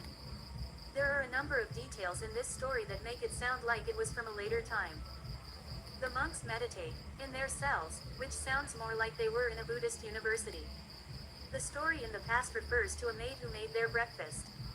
This would not have been done during the Buddha's time. Also, the style of practice sounds like a more formalized, later style. Learn from him. This story was told by the master while at Jetavana. It is about an elder named Tissa, the squire's son.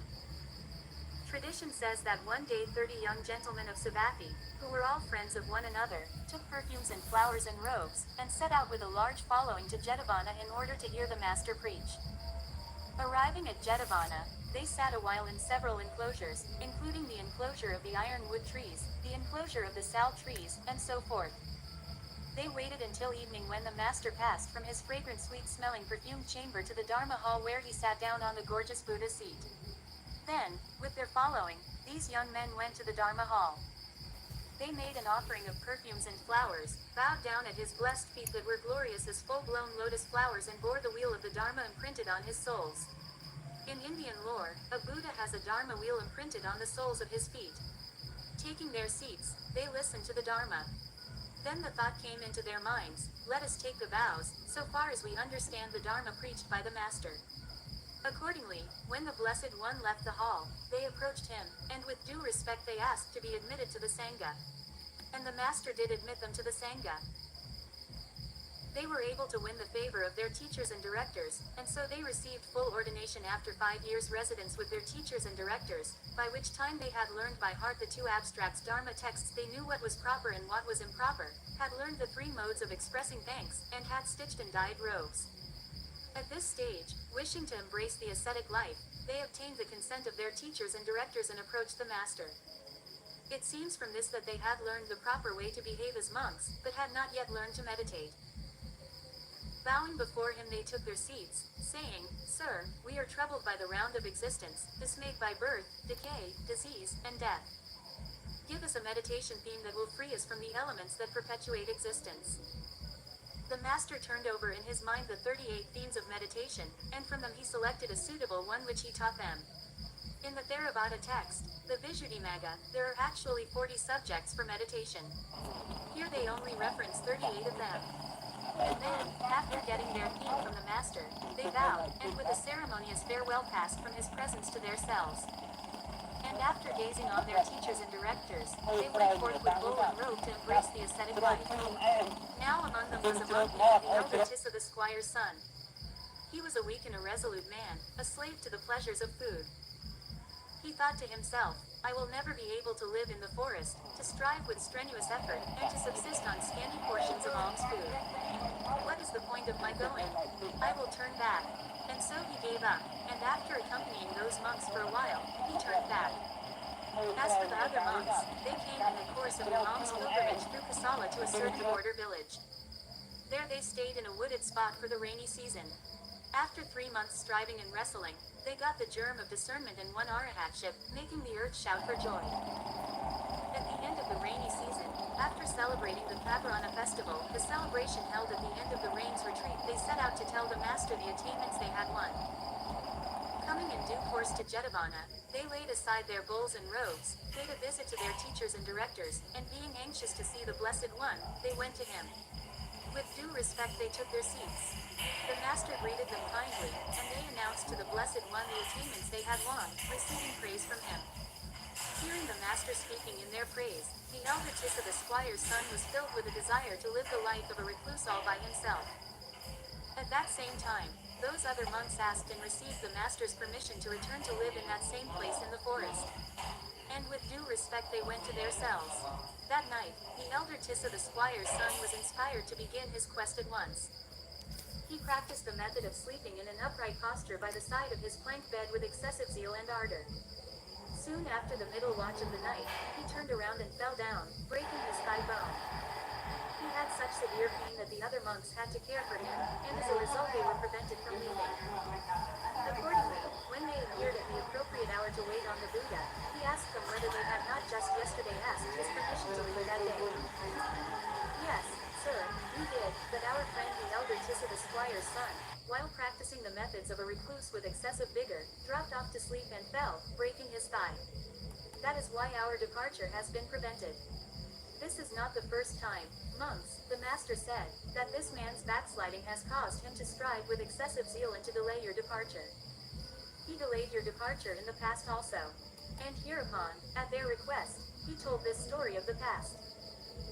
Once upon a time at Takasila University in the kingdom of Gandhara, the Bodhisattva was a teacher of world renown. He had 500 young Brahmins as pupils. One day these students set out for the forest to gather firewood for their master. Among them was a lazy fellow who came upon a huge forest tree which he presumed to be dry and rotten. So he thought that he could safely indulge in a nap first, and later he could climb up and break some branches off to carry home. And so he spread out his outer robe and fell asleep, snoring loudly. All the other young Brahmins were on their way home with their wood tied up in bundles when they came upon the sleeper. They kicked him in the back until he woke up. Then they left him and went their way.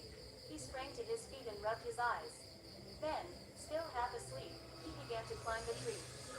But one branch, which he was tugging, snapped off, and as it sprang up, the end struck him in the eye. Clapping one hand over his wounded eye, he gathered green limbs with the other. Then climbing down, he bundled his wood, and after hurrying home with it, flung his green wood on the top of the other's bundles. Figure, the lazy Brahmin that same day it so happened that a country family invited the master to visit them on the next day so that they might give him a Brahmin feast. The master called his pupils together, and telling them of the trip they would make to the village on the next day, said they could not go fasting. This was apparently so they would have the strength to make the journey.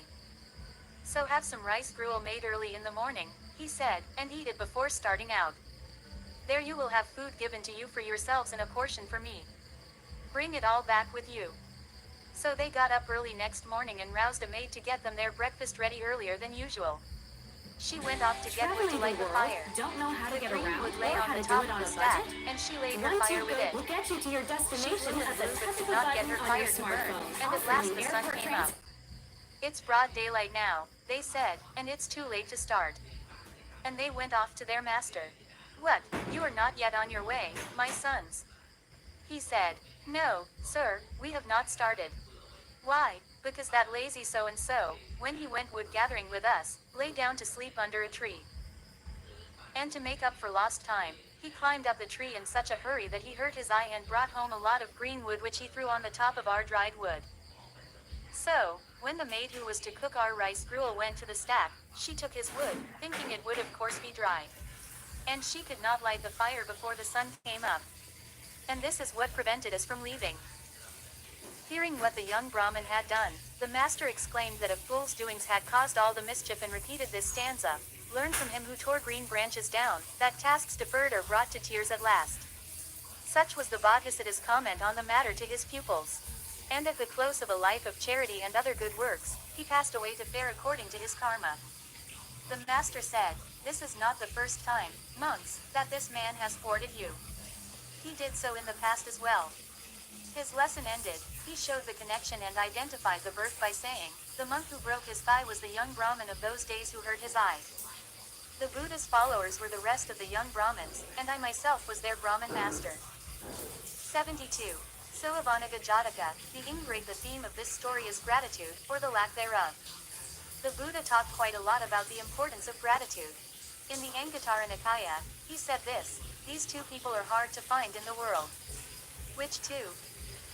The one who was first to do a kindness, and the one who was grateful and thankful for a kindness done. AN 2, 118. And in this passage the Buddha equates the quality of gratitude with integrity itself. The Blessed One said, now what is the level of a person of no integrity? A person of no integrity is ungrateful and unthankful. This ingratitude, this lack of thankfulness, is advocated by rude people. It is entirely on the level of people of no integrity. A person of integrity is grateful and thankful. This gratitude, this thankfulness, is advocated by civil people.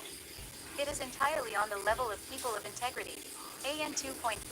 In the following story we see the great compassion of the Bodhisattva, who in this life is a resplendent elephant. We also see the old nemesis, Devadatta, who is such an ingrate that the forces of nature themselves are offended, and he is swallowed up into hell.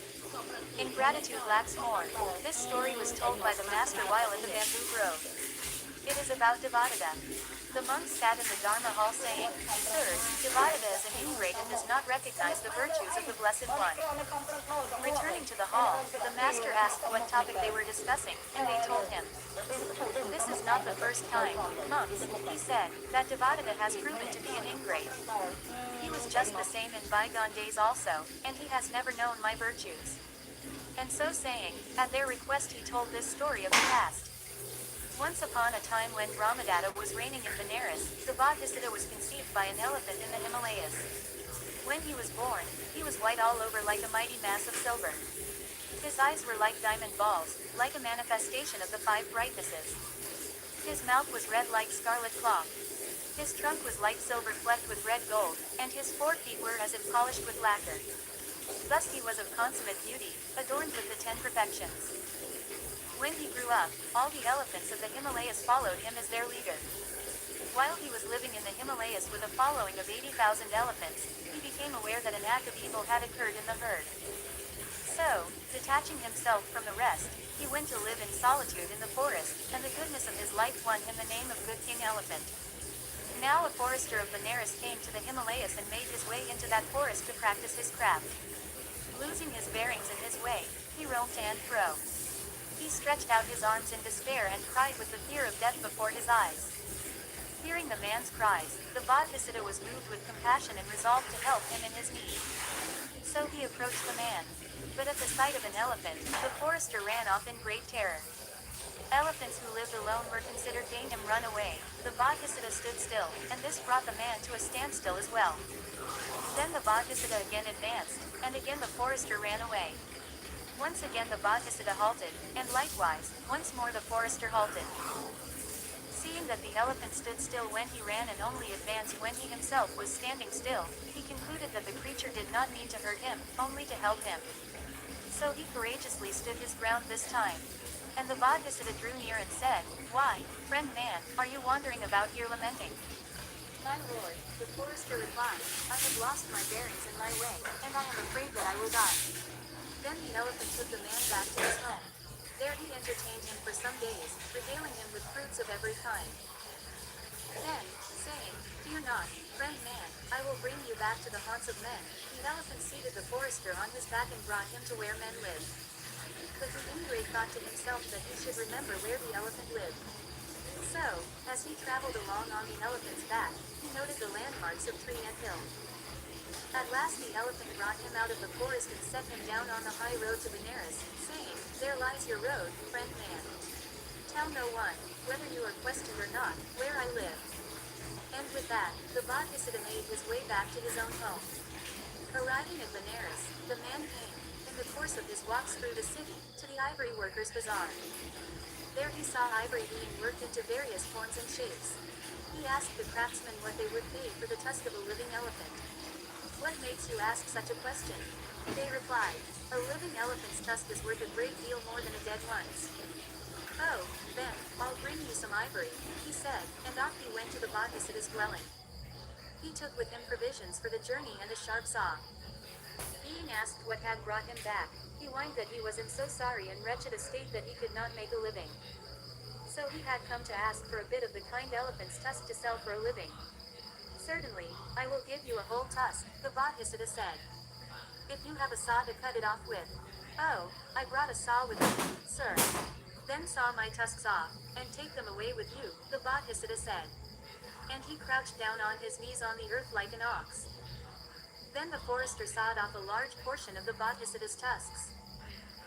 When they were off, the Bodhisattva took them in his trunk and said to the man, "Do not think, friend man, that it is because I do not value or prize these tusks that I give them to you. But 1,000 times, 100,000 times, dearer to me are the tusks of compassion and the wisdom that can comprehend all things. And therefore, may my gift of these to you bring me wisdom." With these words, he gave the pair of tusks to the forester as the price of wisdom. And the man took them and sold them. And when he had spent the money, he went back to the Bodhisattva, saying that the 2 tusks had only brought him enough to pay his old debts, and he begged for the rest of the Bodhisattva's ivory. The Bodhisattva consented, and gave up the rest of his ivory after having it cut off as before. And the forester went away and sold this also. Returning again, he said, "It's no use, my lord. I can't make a living anyhow. So give me the stumps of your tusks." "So be it," the Bodhisattva answered, and he lay down as before. Then that vile wretch, trampling upon the trunk of the Bodhisattva, that sacred trunk that was like corded silver, and clambering upon the future Buddha's temples which were as white as the snowy crest of Mount Kailasa, kicked at the roots of the tusks until he had cleared the flesh away. Then he sawed out the stumps and went on his way. But scarcely had the wretch passed out of the sight of the Bodhisattva, when the solid earth, inconceivable in its vast extent, earth that can support the mighty weight of Mount Sinai in its encircling peaks, with all the world's unsavory filth and excrement, now burst apart in a yawning chasm, as though unable to bear the burden of all that wickedness. Figure, even hell is offended by an ingrate. And straightway flames from the lowest hell enveloped the ingrate, wrapping around him in a shroud of doom, and they took him away. And as the wretch was swallowed up in the bowels of the earth, the tree fairy that lived in that forest made the region echo with these words, "Not even the gift of worldwide empire can satisfy the thankless and ungrateful." And in the following stanza the fairy taught the Dharma, ingratitude lacks more, the more it gets. Not all the world can satisfy its appetite. With such teachings the tree fairy made that forest re-echo. As for the Bodhisattva, he lived out his life, passing away at last to fare according to his karma. The master said, "This is not the first time, monks, that Devadatta has proved an ingrate. He was the same in the past also." His lesson ended, he identified the bird by saying, "Devadatta was the ungrateful man of those days, Sariputta was the tree fairy, and I was the good king elephant." 73. Satyamshira Jataka, the true parado, deer. Once again we see Devadatta fed to the literary wolves. This story has a number of interesting characters. There is the Bodhisattva, as usual, who was a hermit at the beginning. Then there is Prince Wicked, great name, Hut, who, of course, has to be Devadatta. We also meet a rat and a snake, both of whom had been very wealthy in their previous lives. But because they were stingy, they were reborn as lowly animals. However, to their credit, they undergo a personal transformation. Then there is a lovely parrot. He is kind from beginning to end. They knew the world. This story was told by the master while at the bamboo grove. It is about killing. Seated in the Dharma hall, the monks were talking about Devadatta's wickedness, saying, "Sirs, Devadatta does not comprehend the master's excellence. He actually tries to kill him." Then the master entered the hall and asked what they were discussing. Being told, he said, "This is not the first time, monks, that Devadatta has tried to kill me. He did the same thing in bygone days as well." And so saying, he told this story of the past. Once upon a time Brahmadatta was reigning in Benares. He had a son named Prince Wicked. He was fierce and cruel like a wounded snake. He spoke to nobody without abuse or striking them. The prince was like sand in the eye to everyone inside and outside the palace. He was like a ferocious ogre, so dreaded and savage was he. One day, wishing to amuse himself in the river, he went to the water with a large entourage. A great storm formed, and utter darkness set in. "Hi there," he cried to his servants. "Take me into the middle of the stream, bathe me there, and then bring me back again." So they took him into midstream and there they discussed their situation, saying, "What will the king do to us? Let us kill this wicked wretch here and now. So in you go, you pest." They cried as they flung him into the water. When they made their way ashore, they were asked where the prince was. They replied, "We don't see him. With the storm brewing, he must have come out of the river and gone home ahead of us." The courtiers went to the king, and he asked where his son was. "We do not know, sire," they said. "A storm came on, and we left thinking that he must have gone on ahead." At once the king had the gates thrown open. He went down to the riverside and searched diligently for the missing prince. But no trace of him could be found. For in the darkness of the storm, he had been swept away by the current. Coming across a tree trunk, he had climbed onto it and floated downstream, crying loudly from his fear of drowning. Now there had been a rich merchant living in those days at Benares. He died, leaving 400 million rupees buried in the banks of that same river. And because of his craving for riches, he was reborn as a snake in the same spot as his dear treasure. Also in the same spot, another man had hidden 300 million rupees. And because of his craving for riches, he was reborn as a rat at that same spot. The water rushed into their dwelling place. The two creatures escaped through the same route the water rushed in. They were making their way across the stream when they came upon the tree trunk to which the prince was clinging. The snake climbed up on one end and the rat on the other, and so both of them ended up on the trunk with the prince. There was a soap cotton tree that grew on the bank of the river. There was a young parrot who lived there. This tree was uprooted by the swollen waters, and it fell into the river. The heavy rain beat down the parrot when it tried to fly, and it landed on this same tree trunk. And so there were now these four floating downstream together on the tree. Now the Bodhisattva had been reborn in those days as a Brahmin in the northwest country. Renouncing the world for the life of a recluse on reaching manhood, he had built a hermitage for himself at a bend in the river, and he was now living there. As he was pacing back and forth at midnight, he heard the loud cries of the prince. He thought to himself, "This fellow creature must not perish before the eyes of a merciful and compassionate hermit like me. I will rescue him from the water and save his life." So he shouted cheerily, "Do not be afraid. Do not be afraid." He plunged into stream, seized hold of the tree by one end, and, being as strong as an elephant, pulled it back to the bank with one long pull. Then he set the prince safe and sound on the shore.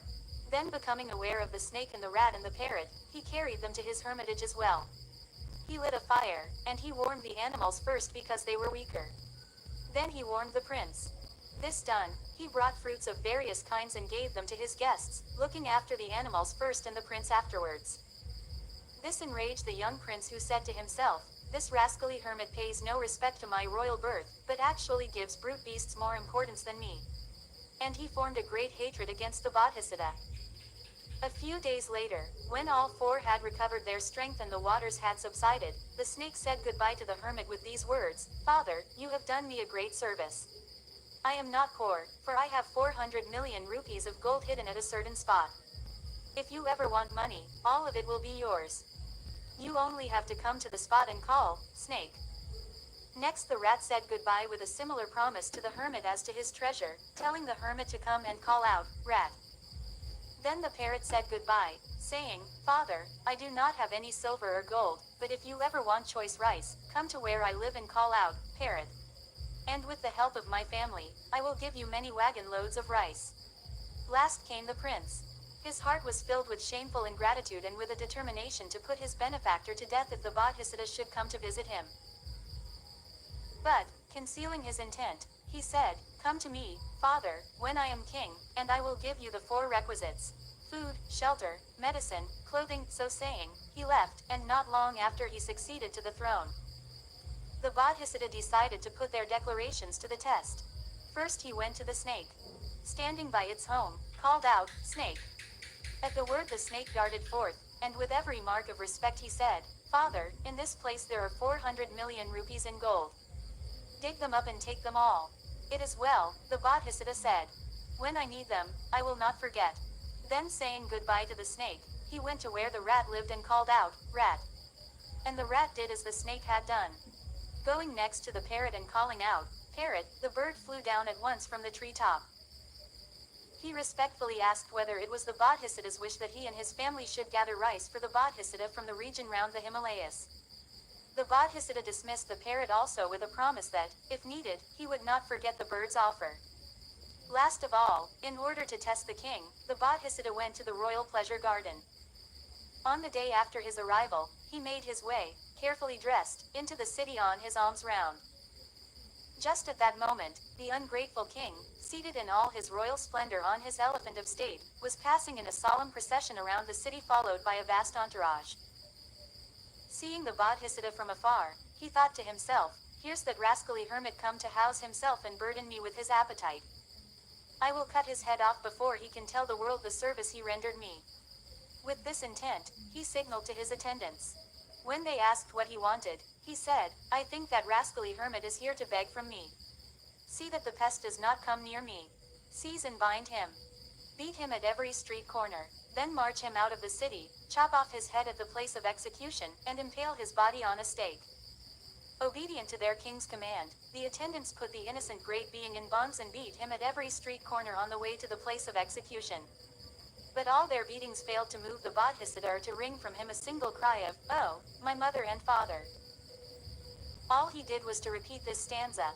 They knew the world, who framed this true proverb, "A log repays a kindness better than some men." He repeated these lines wherever he was beaten, until at last the wise among the bystanders asked the hermit what service he had rendered to their king.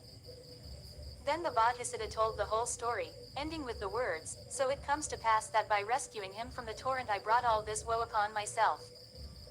And when I think how I have left unheeded the words of the wise of old, I exclaim the verses you have heard." Filled with indignation, the nobles and Brahmins and all classes cried out with one accord, "This ungrateful king does not recognize even the virtue of this good man who saved his majesty's life. How can we gain any benefit from this king? Seize the tyrant." And in their anger, they rushed upon the king from every side and killed him right then and there as he rode on his elephant. They pelted him with arrows and javelins and stones and clubs and any weapons that came to hand. They dragged the corpse by the heels to a ditch and threw it in. Then they anointed the Bodhisattva king and set him to rule over them.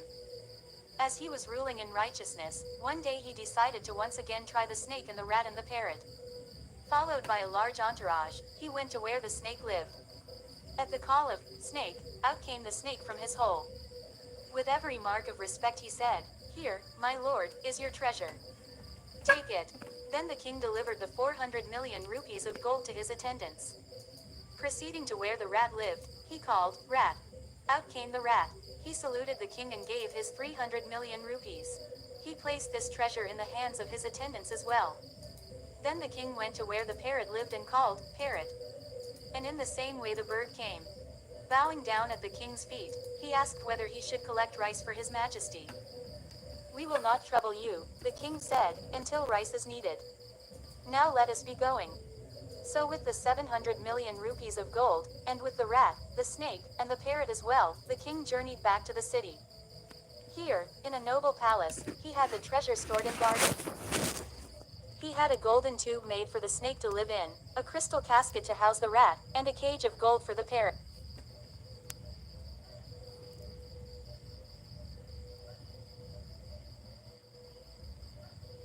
Parrot. Every day by the king's command food was served to the three creatures in vessels of gold, sweet parched corn for the parrot and snake, and scented rice for the rat. And the king abounded in charity and all good works. Thus in harmony and goodwill with one another, these four lived their lives, and when their end came, they passed away to fare according to their karma. Figure. Family portrait. The master said, "This is not the first time, monks, that Devadatta has tried to kill me. He did this in the past also." His lesson ended, he showed the connection and identified the birth by saying, Devadatta was king wicked in those days, Sariputta the snake, Moggallana the rat, Ananda the parrot, and I was the righteous king who won a kingdom. Sariputta and Moggallana were the Buddha's two chief disciples, and Ananda was his attendant. 74. Rukathama Jataka, the tree Dharma. This is a story about how families and communities should stick together and support each other. There are a number of Jataka tales with this theme. United, like a forest. This story was told by the master while at Jetavana. It is about a disagreement about water that had brought misfortune to his family. Knowing about the dispute, the Buddha passed through the air, sat cross-legged above the river Rahini, and emitted rays of darkness, startling his family. Then, descending from midair, he seated himself on the river bank and told this story with reference to that dispute. Only a summary is given here. The full details will be related in the Kunala Jataka, Jataka 536. But on this occasion the master addressed his family, saying, "It is proper, sire, that families should live together in concord and unity. For, when families are united, enemies cannot harm them. This is not just true for human beings. Even trees lacking sense should stand together. For in bygone days in the Himalayas a storm struck a sal forest, yet, because the trees, shrubs, bushes, and creepers of that forest were interlaced with one another, the storm could uproot even a single tree. The Buddha died underneath a sal tree. It passed harmlessly over their heads. But a mighty tree stood alone in a courtyard, and although it had many stems and branches, because it was not united with other trees, the storm uprooted and destroyed it. Therefore, it is proper that you two should live together in concord and unity." And so saying, at their request he told this story of the past. Once upon a time when Brahmadatta was reigning in Benares, the first king Vesavana, also known as Kubera, or Kuber, the lord of wealth, died, and Saka sent a new king to reign in his stead. After the change, the new king Vesavana sent word to all trees and shrubs and bushes and plants, bidding the tree fairies to each choose the dwelling place that they liked the best. In those days the Bodhisattva was reborn as a tree fairy in a sal forest in the Himalayas. His advice to his family in choosing their homes was to avoid trees that stood out in the open, and to take up residence around the home which he had chosen in that sal forest. The wise tree fairies, following the Bodhisattva's advice, took up their living quarters around his tree. But the foolish ones said, "Why should we live in the forest? Let us rather seek out places where humans live, and live outside villages, towns, or capital cities. For fairies who live in such places receive the richest offerings and the greatest worship." So they left for the places where humans lived and took up living in giant trees that grew in the open space. Now one day a mighty storm swept over the country. It did not avoid the solitary trees that for many years had rooted deep in the soil and were the mightiest trees that grew. Their branches snapped, their stems were broken, and they themselves were uprooted and flung to earth by the storm. But when it broke on the sal forest of interlacing trees, its fury was in vain. For no matter where it attacked, it could not uproot a single tree. Figure. The foolish tree fairies, the forlorn fairies whose homes were destroyed, took their children in their arms and went to the Himalayas. There they told their sorrows to the fairies of the sal forest. They in turn told the Bodhisattva of their sad return. It was because they did not heed the words of wisdom that this has happened to them, he said, and he unfolded the truth in this stanza: families should stand together, united like a forest. The storm overthrows the solitary tree. So spoke the Bodhisattva, and when his life was over, he passed away to fare according to his karma. And the master went on to say, "Thus, sire, reflect how proper it is that families should be united, and lovingly live together in concord and unity." His lesson ended, the master identified the birth by saying, "The Buddha's followers were the fairies of those days, and I was the wise fairy." 75. Maka Jataka, the fish story. Over the centuries, as religions competed with each other, many stories were told to prove the worthiness of their founders. This is probably one of them. And this is not the only story in the Buddhist canon in which the Buddha is said to have brought rain to a drought-ridden community. There is one part of this story that seems out of character. While it makes sense that the Bodhisattva would try to save living beings, it does not make sense for him to call upon a god to make others, in this case the crows, suffer. Note that in India, Pajana is the god of rain. Pajana, thunder. The master told this story while at Jetavana. It is about a rainfall that he caused. For in those days, so it is said, no rain fell in Kosala. The crops withered, and the ponds, tanks, and lakes dried up. Even the pool of Jetavana by the embattled gateway was dry. The fish and tortoises buried themselves in the mud. Then the crows and hawks came with their lance-like beaks, and they busily picked them out from the mud, writhing and wriggling, and devoured them. As he saw how the fish and the tortoises were being destroyed, the master's heart was moved with compassion. He exclaimed, "This day I must cause rain to fall." So, when the night grew into day, after attending to his bodily needs, he waited until it was the proper hour to go on alms round. And then, surrounded by members of the Sangha, and perfect with the perfection of a Buddha, he went into Savatthi for alms. On his way back to the monastery in the afternoon, he stopped at the steps leading down to the tank of Jetavana and addressed the elder Ananda.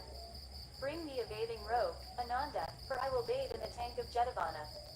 "But surely," Sir, the elder replied, the water is all dried up and there is only mud. A Buddha's power is great, Ananda. Go, bring me the bathing robe, the master said. So the elder went and brought the bathing robe which the master put on, using one end to go around his waist, and covering up his body with the other. So dressed, he stood on the tank steps and exclaimed, I would gladly bathe in the tank of Jetavana. That instant the golden throne of Saka grew hot beneath him, and Saka looked to see why. Realizing what was the matter, he summoned the king of the storm clouds and said, the master is standing on the steps of the tank of Jetavana and wishes to bathe. Quickly pour down rain in a single torrent all over the kingdom of Kosala. Obedient to Saka's command, the king of the storm clouds dressed himself in one cloud as an undergarment and another cloud as an outer garment, and chanting the rain song, he dashed eastward. And lo, he appeared in the east as a cloud as big as a threshing floor, a floor where rice was threshed. It grew and grew until it was as big as 100, as 1,000, threshing floors. There was thunder and lightning, and bending down his face and mouth, he deluged all Kosala with torrents of rain. The downpour was constant, quickly filling the tank of Jetavana and stopping only when the water was level with the topmost step. Then the master bathed in the tank, and coming up out of the water, he put on his orange-colored robes. He adjusted his Buddha robe around him, leaving one shoulder bare. Dressed like this, he set forth, surrounded by the Sangha. He went into his perfumed chamber, fragrant with sweet-smelling flowers. Here he sat on the Buddha seat. And when the monks had performed their duties, he rose and exhorted them from the jeweled steps of his throne, and then dismissed them from his presence. Passing now within his own sweet-smelling chamber, he stretched himself, lion-like, on his right side. Later the monks gathered together in the Dharma hall. They said, when the crops were withering, when the pools were drying up and the fish and tortoises were in a terrible plight, in his compassion he came forth as a savior. Dressed in a bathing robe, he stood on the steps of the tank of Jetavana and made the rain pour down from the heavens until it seemed like it would overwhelm all Kosala. And by the time he returned to the monastery, he had freed all the fish and tortoises from their suffering both of mind and body.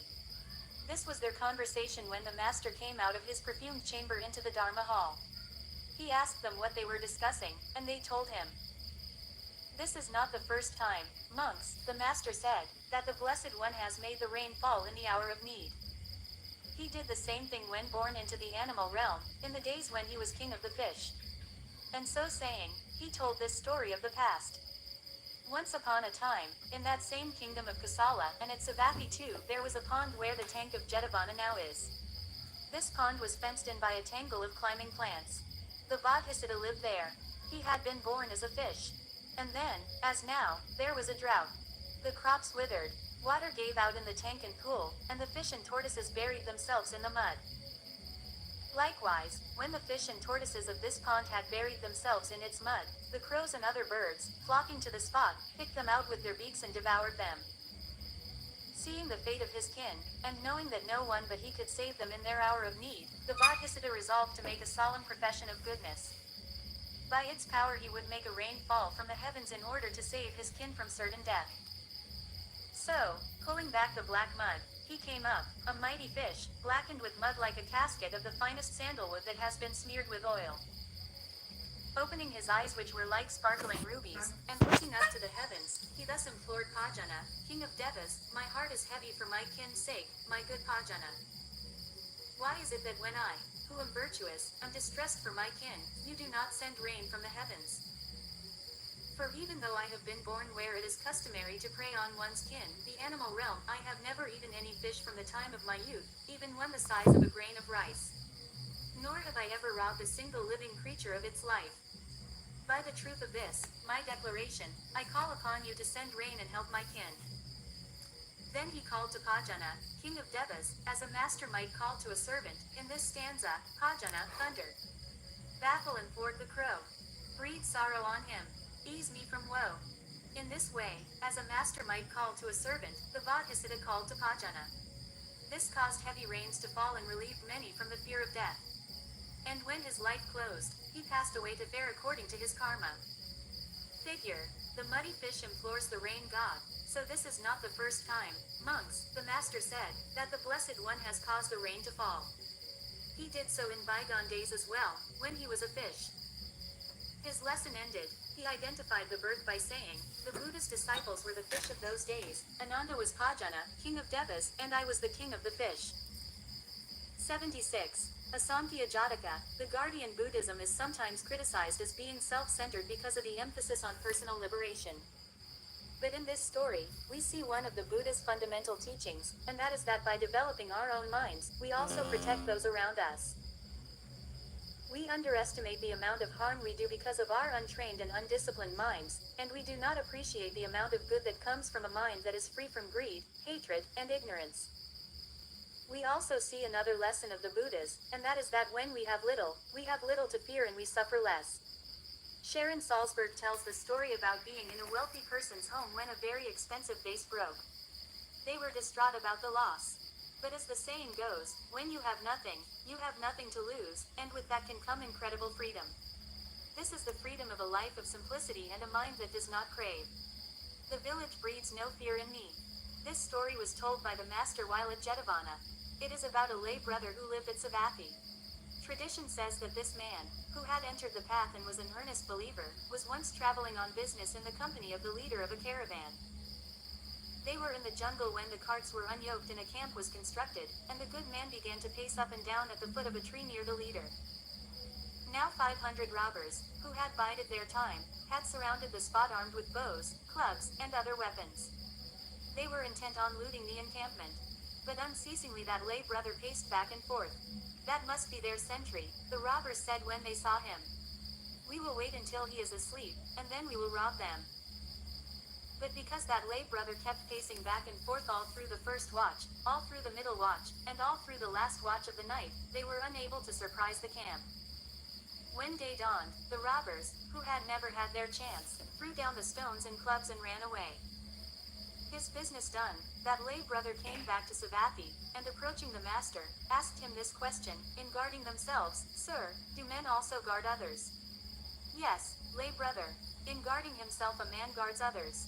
In guarding others, he guards himself. Oh, how well said, sir, is this utterance of the Blessed One.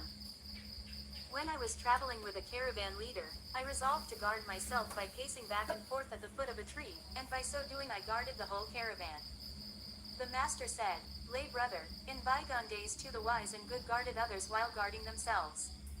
And, so saying, at the lay brother's request he told this story of the past.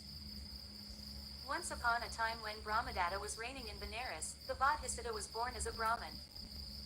When he came of age, he became aware of the evil that comes from lust, and so he forsook the world to live as a recluse in the country round the Himalayas. Needing salt and vinegar, he went on a pilgrimage for alms through the countryside. In the course of his wanderings, he came to travel with a merchant's caravan. When the caravan halted at a certain spot in the forest, he paced back and forth at the foot of a tree, near the caravan, enjoying the bliss of insight. Now after supper 500 robbers surrounded the camp to plunder it. But seeing the ascetic, they halted, saying, If he sees us, he'll give the alarm. Wait until he drops off to sleep, and then we'll plunder them. But all through the night the ascetic continued to pace back and forth, and the robbers never got their chance. So they threw away their sticks and stones and shouted to the people in the caravan, Hi, there! You of the caravan, if it hadn't been for that ascetic walking about under the tree, we'd have plundered the lot of you. Mind and honor him tomorrow. And so saying, they left. Figure, in guarding yourself, you also guard others. When the night gave way to day, the people saw the clubs and stones that the robbers had cast away. They came in fear and trembling to ask the Bodhisattva with respectful salutation whether he had seen the robbers. Oh, yes, I did, sirs, he replied. And were you not alarmed or afraid at the sight of so many robbers?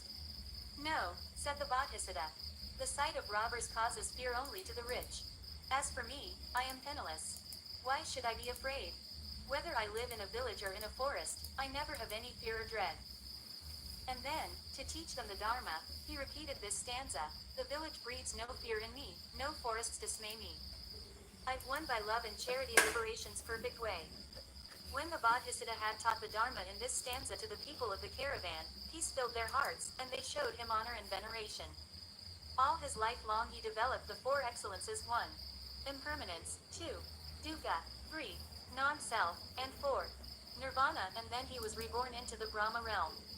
His lesson ended, the master showed the connection and identified the birth by saying, the Buddha's followers were the members of the caravan of those days, and I was the ascetic. 77. Mahasupina Jataka, The Great Dreams. This is an unusual Jataka tale because A. It is relatively long and B. It includes many prophecies. This story This story has many prophecies that have eerie parallels to modern-day politics.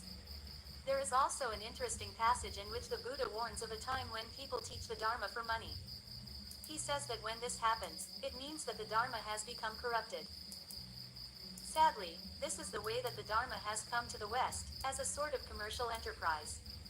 Bulls first, and trees. This story was told by the master while at Jetavana. It is about 16 great dreams. For in the last watch of one night, so tradition says, the king of Kosala, who had been asleep all night long, dreamed 16 great dreams. Then he woke up in fear and alarm as to what they might mean for him. His fear of death was so strong that he could not move. He just lay there huddled up in his bed. Now when the night grew light, his Brahmins and priests came to him, and with due respect they asked whether his majesty had slept well. How could I sleep well, my courtiers? Answered the king. For at daybreak I dreamed 16 great dreams, and I have been in terror ever since. Tell me, my advisors, what does it all mean? We will be able to judge once we have heard them.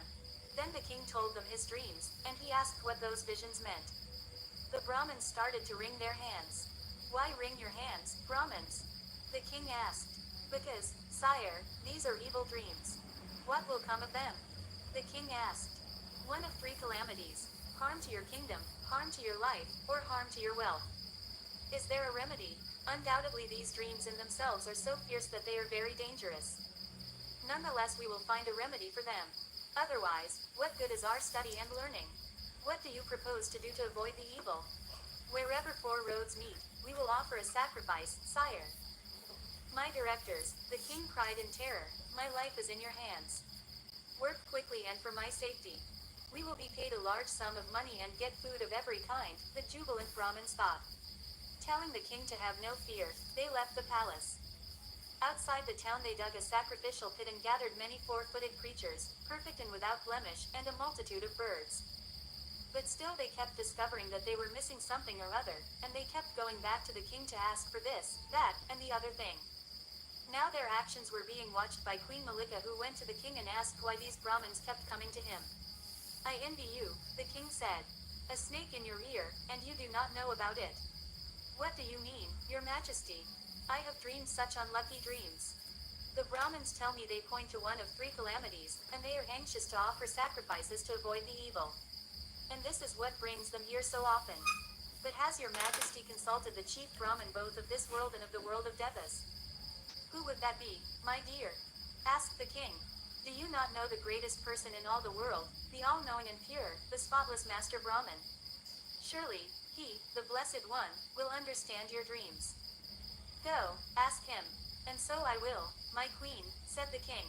And away he went to the monastery, where he saluted the master and sat down. What, pray tell, brings your majesty here so early in the morning? Asked the master in his sweet tones. Sir, said the king, just before daybreak I dreamed 16 great dreams that so terrified me that I told them to the Brahmins. They told me that my dreams foretold evil, and that to avoid the threatened calamity they must offer a great sacrifice wherever four roads met. And so they are busy with their preparations, and many living creatures have the fear of death before their eyes. But I pray you, who are the greatest person in the world of men and devas, you into whose sight comes all possible knowledge of things past and present and to be, I pray you to tell me what will come of my dreams, O Blessed One. It is true, sire, that there is no one other than me who can tell what your dreams mean or what will come of them. I will tell you, only first you have to tell me about your dreams as they appear to you. I will, sir, said the king, and at once he began this list, following the order of the dreams: appearance, bulls first, and trees, and cows, and calves, horse, dish, she-jackal, waterpot, a pond, raw rice, and sandalwood, and gourds that sank, and stones that swam, with frogs that gobbled up black snakes, a crow with gay-plumed retinue, and wolves in panicked fear of goats.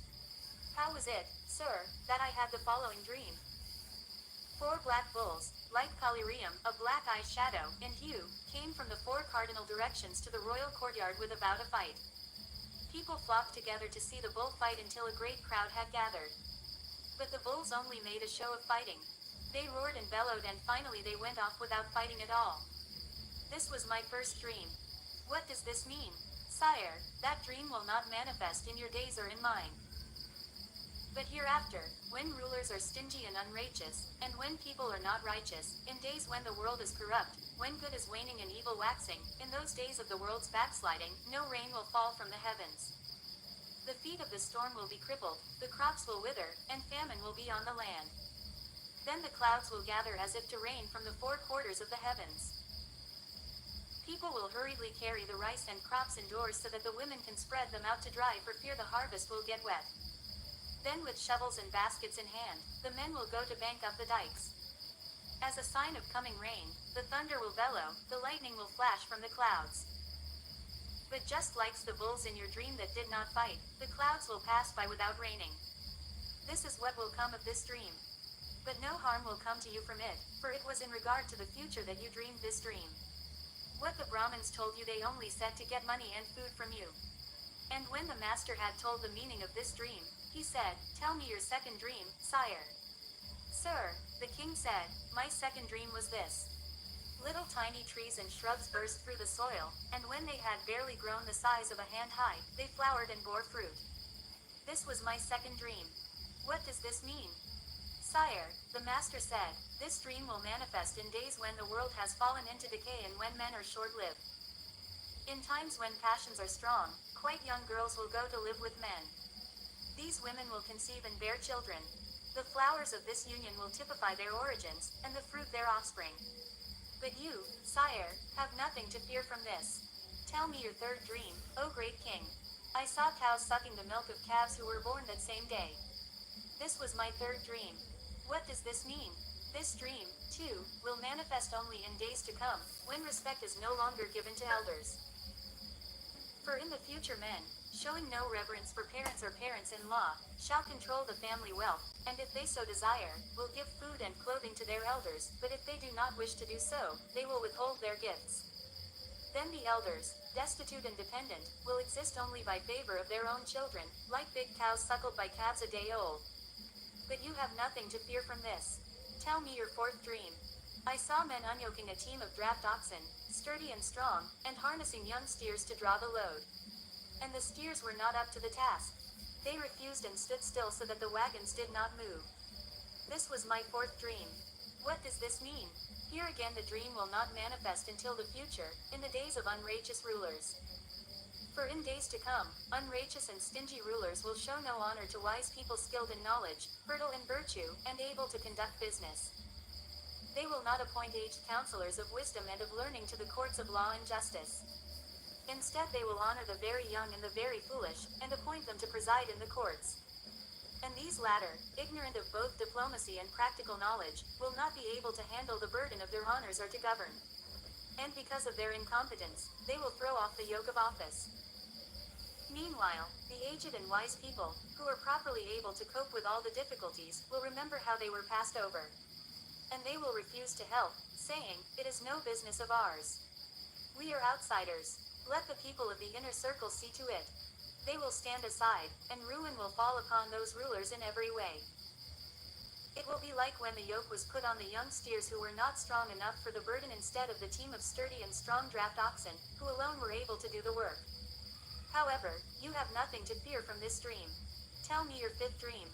"I saw a horse with a mouth on either side to which fodder was given on both sides, and it ate with both its mouths. This was my fifth dream. What does this mean?" This dream, too, will only manifest in the future, in the days of unrighteous and foolish rulers. These rulers will appoint unrighteous and covetous people to be judges. These base ones, fools, despising the good, will take bribes from both sides as they sit in the seat of judgment, and they will be filled with this twofold corruption, just as the horse ate the fodder with two mouths at once. However, you have nothing to fear from this. Tell me your sixth dream.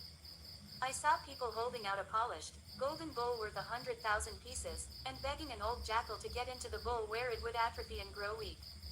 And I saw the beast do it. This was my sixth dream. What does this mean? This dream, too, will only manifest in the future.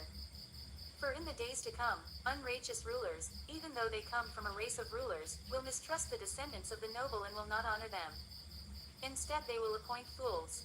The noble will be brought low and the fools will be put in power. Then the great families will be forced to live in dependence on the upstarts. They will offer them their daughters in marriage. And the union of the noble maidens with the foolish will be like the atrophying of the old jackal in the golden bowl. However, you have nothing to fear from this. Tell me your seventh dream. A man was weaving rope, sir, and as he wove, he threw it down at his feet. There was a hungry female jackal under his bench. She kept eating the rope as he wove, but the man did not know it. This is what I saw. This was my seventh dream. What does this mean? This dream, too, will not manifest until the future. For in days to come, women will lust after men and alcohol and fine clothes, and they will travel abroad seeking the joys of this world. In their wickedness and extravagance these women will get drunk with their lovers. They will parade about in clothes and jewelry and perfumes. They will be heedless of even the most pressing of their family duties. They will keep watching for their lovers, even at crevices high up in the outer wall. They will crush the seed corn that should be sown so they can make liquor. In all these ways they will plunder the stores won by the hard work of their husbands in the fields and barns, devouring the poor men's substance just as the hungry jackal under the bench ate the rope of the rope maker as he wove it. However, you have nothing to fear from this. Tell me your eighth dream. I saw a big pitcher at a palace gate that was full to the brim and stood among a number of empty ones. And from the 4 cardinal points, and from the 4 intermediate points as well, a constant stream of people of all 4 castes kept coming. They carried water in pots and poured it into the full pitcher. The water overflowed and spilled away. But they kept pouring more and more water into the overflowing vessel without a single man giving so much as a glance at the empty pitchers. This was my eighth dream. What does this mean? This dream, too, will not manifest until the future. For in days to come the world will decay. Countries will grow weak. Its rulers will grow poor and stingy. The richest of them will have no more than 100,000 pieces of money in his treasury. Then these rulers will make their people only work for them. The working people, leaving their own work, will sow grain and seedlings. They will keep watch and reap and thresh and harvest for the ruler's sake. They will plant sugar cane, make and operate sugar mills, and boil down the molasses for the ruler's sake. They will lay out flower gardens and orchards, and gather in the fruits for the ruler's sake. And as they gather in all the different kinds of produce, they will fill the ruler's granaries to overflowing, not giving so much as a glance at their own empty barns. Thus, it will be like filling up the full pitcher, heedless of the empty ones. However, you have nothing to fear from this. Tell me your ninth dream. I saw a deep pool with steep banks all around. It was overgrown with the 5 kinds of lotuses. 2-footed creatures and 4-footed creatures from every side flocked there to drink its water. The middle of the pond was muddy, but the water was clear and sparkling at the edges where the creatures went down into the pool. This was my ninth dream. What does this mean? This dream, too, will not manifest until the future. For in days to come rulers will grow unrighteous. They will rule after their own will and pleasure, and they will not execute judgment with righteousness. These rulers will lust after riches and grow fat on bribes. They will not show mercy, love, and compassion toward their people. They will be fierce and cruel, amassing wealth by crushing their subjects like sugar canes in a mill and by taxing them even to their last penny. Unable to pay the oppressive tax, the people will flee from villages and towns and cities and take refuge at the borders of the realm. The heart of the land will be a wilderness, while the borders will be full of people, just as the water was muddy in the middle of the pool and clear at the margin. However, you have nothing to fear from this. Tell me your 10th dream. I saw rice boiling in a pot without getting done. By not getting done mean that it looked as though it was divided into 3 parts. 1 part was wet, 1 part hard and raw, and 1 part cooked properly. This was my 10th dream. What does this mean? This dream, too, will not manifest until the future. For in days to come rulers will grow unrighteous. The people surrounding the rulers will grow unrighteous as well, as will the noble and the householders, townsmen, and country folk. Yes, all people will grow unrighteous, even including sages and Brahmins.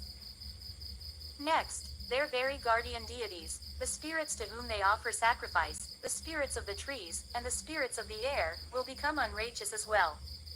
The very winds that blow over the realms of these unrighteous rulers will grow cruel and lawless. They will shake the mansions of the skies and kindle the anger of the spirits that live there so that they will not allow rain to fall. And if it does rain, it will not fall on everywhere at once. And any kind shower will not fall on till their sown lands to help them in their need. In each district and village and over each separate pool or lake, the rain will not fall at the same time on the whole area. If it rains on the upper part, it will not rain on the lower. Some crops will be ruined by a heavy downpour. Some will wither from drought. And some will thrive with friendly showers to water them. So the crops sown in a single place, like the rice in the one pot, will have no uniform character. However, you have nothing to fear from this. Tell me your 11th dream. I saw sour buttermilk bartered for precious sandalwood worth 100,000 pieces of money. This was my 11th dream. What does this mean? This dream, too, will not manifest until the future, in the days when the Dharma is becoming corrupt and losing its influence. For in days to come many greedy and shameless Dharma teachers will arise. They will preach the very words where I lamented against greed for their own personal gain. In pursuit of personal gain and taking their stand on the side of religious sectarians, they will fail to make their teaching lead to nirvana. Their only thought, as they preach, will be to induce men and women by fine words and sweet voices to give them their money and to be given gifts. Others, seated in the highways, at the street corners, at the doors of rulers of palaces, will stoop to preaching for money. And as they barter the Dharma, my doctrine that leads to the riches of nirvana, away for food or money, they will be like those who bartered away precious sandalwood worth 100,000 pieces of money for sour buttermilk. However, you have nothing to fear from this. Tell me your 12th dream. I saw empty pumpkins sinking in the water. What does this mean? This dream will also manifest in the future, in the days of unrighteous rulers, when the world is corrupt. For in those days, rulers will not show favor to the noble, but to the foolish only. These fools will become powerful and wealthy, while the noble will sink into poverty. In the government, in the palace gates, in the council chamber, and in the courts of justice, the words of the foolish alone, who the empty pumpkins typify, will be established, as though they had sunk down until they rest on the bottom. So, too, in the assemblies of the Sangha, in the greater and lesser councils, and in conduct regarding bowls, robes, lodging, and the like, only the words of the wicked and the vile will be considered to have power, not that of the modest monks and nuns. Thus, everywhere it will be like when the empty pumpkins sank. However, you have nothing to fear from this. Tell me your 13th dream. Hereupon the king said, I saw huge blocks of solid rock, as big as houses, floating like ships upon the waters. What does this mean? This dream will also not manifest before such times as those of which I have spoken. For in those days unrighteous rulers will honor the foolish, who will become powerful while the noble sink into poverty. The upstarts alone shall have respect, not the noble. In the halls of government, in the council chamber, or in the courts of justice, the words of those learned in the law, and it is they who the solid rocks typify, will drift idly by. Their wisdom will not sink deep into the hearts of men when they speak. The upstarts will merely laugh at them scornfully, saying, What is this these fellows are saying? So too in the assemblies of the Sangha, as said before, the excellent among the Sangha will not be deemed worthy of respect. Their words will not sink deep. They will drift idly by, even as the rocks floated upon the waters in your dream. However, you have nothing to fear from this. Tell me your 14th dream. I saw tiny frogs, no bigger than tiny wildflowers, swiftly pursuing huge black snakes, chopping them up like so many lotus stalks and gobbling them up. What does this mean? This dream, too, will not manifest until those days to come such as those of which I have spoken, when the world is decaying. For then men's passions will be so strong and their lust so hot, that they will use their power to control the very youngest of their wives as well as their slaves and hired servants, oxen, buffaloes and all cattle, gold and silver, and everything that is in the house. As for the poor husband, if he should ask where the money or a robe is, he will be told at once that, it is where it is, that he should mind his own business and not be so inquisitive as to what is, or is not, in her house. And so in different ways the wives will establish their power over their husbands with abuse and goading taunts just as they would with slaves and servants. Thus, it will be like the tiny frogs, no bigger than tiny wildflowers, gobbling up the big black snakes. However, you have nothing to fear from this. Tell me your 15th dream. I saw a village crow in whom was embodied the whole of the 10 vices: killing, stealing, adultery, slandering, reviling, lying, flattery, jealousy, hatred, and folly, the last of which includes not believing in the Buddha, Dharma, and Sangha, and holding wrong views. He was escorted by a flock of those birds who, because of their golden sheen, are called royal golden mallards. What does this mean? This dream, too, will not manifest until the future in the reign of weak rulers. In days to come rulers will arise who will know nothing about elephants or the arts, and they will be cowards in the field. Fearing to be deposed and cast from their high status, they will put their footmen, bath attendants, barbers, and such, and not the noble, into power. Thus, shut out from favor and unable to support themselves, the noble will be reduced to attending on the upstarts, just as when the crow had the royal golden mallards for an entourage. However, you have nothing to fear from this. Tell me your 16th dream. Before this, sir, it always used to be panthers that preyed on goats. But I saw goats chasing panthers and devouring them, munch, munch, munch, while at the mere sight of the goats far away, terror-stricken wolves fled, quaking with fear, and hid themselves in their refuge in the thicket. This was my dream. What does it mean? This dream, too, will not manifest until the future, in the reign of unrighteous rulers. In those days the foolish will be raised to ministers and be made favorites, while the noble will sink into obscurity and distress. Gaining influence in the courts of law because of their favor with the ruler, these upstarts will claim the great estates, the clothing, and all the property of the noble. And when the noble pled their rights before the courts, the ruler's followers will have them beaten and punished and taken by the throat and cast out with words of scorn, such as, "Know your place, fools. What? Do you oppose us? The ruler will know of your insolence, and we will have your hands and feet chopped off and other tortures applied." The terrified noble ones will be forced to affirm that their own belongings really belong to the overbearing upstarts, and they will tell the favorites to take them.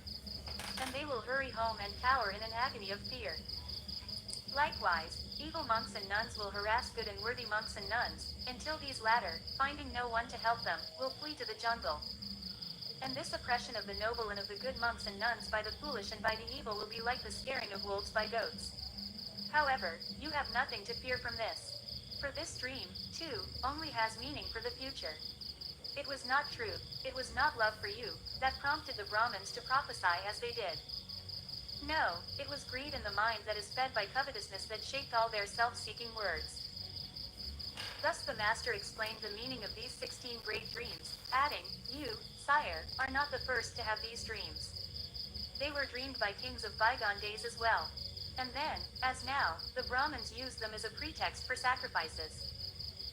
But at the insistence of the wise and good, the Bodhisattva was consulted, and the dreams were explained in the same manner in past times as they have just now been explained.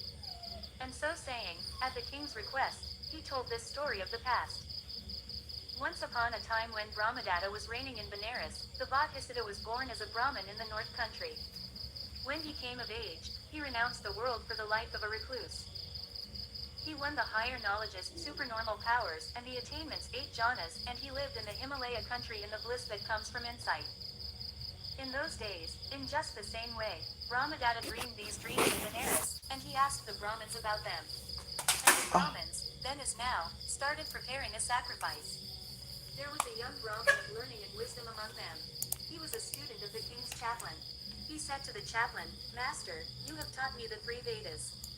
Isn't there a text that says, the killing of one creature does not give life to another?" "My son," the chaplain replied, "this means money to us, a great deal of money. You only seem to want to spare the king's treasury. Do as you will, master," the young Brahmin said. "But as for me, there is no point in staying here with you." And so saying, he left him, and went to the royal pleasure garden. That same day the Bodhisattva, knowing all this, thought to himself, "If I visit the realm of men today, I will be able to save a great many beings from suffering." So, passing through the air, he landed in the royal pleasure garden and seated himself, radiant as a statue of gold, upon the ceremonial stone. The young Brahmin went to him and with due respect seated himself by the Bodhisattva in all friendliness. They had a sweet conversation. The Bodhisattva asked whether the young Brahmin thought the king ruled righteously. "Sir," the young man answered, "the king is righteous himself, but the Brahmins make him do things that are evil." The Brahmins were asked about the meaning of 16 dreams that the king had, and they leapt at the opportunity to perform a sacrifice. Oh, sir, it would be a good thing if you would tell the king the real meaning of his dreams and in so doing save a great many creatures from their death. But, my son, I do not know the king, and he does not know me. Still, if he should come here and ask me, I will tell him. I will bring the king, sir, the young Brahmin said, if you will only be so good as to wait here a minute until I come back. And having gotten the Bodhisattv's consent, he went before the king. He told the king that an air-traveling recluse had appeared in the royal pleasure garden. The recluse said he would explain the king's dreams. Would his majesty describe them to this man? When the king heard this, he left at once to the pleasure garden with a large entourage. Saluting the recluse, he sat down by the holy man's side. He asked him whether it was true that he knew what his dreams meant. Certainly, sire, the Bodhisattva said, but first describe the dreams to me. Readily, sir, answered the king, and he began as follows. Bulls first, and trees, and cows, and calves, horse, dish, she-jackal, waterpot, a pond, raw rice, and sandalwood, and gourds that sank, and stones that swam, and so forth, ending up with and wolves in panic fear of goats.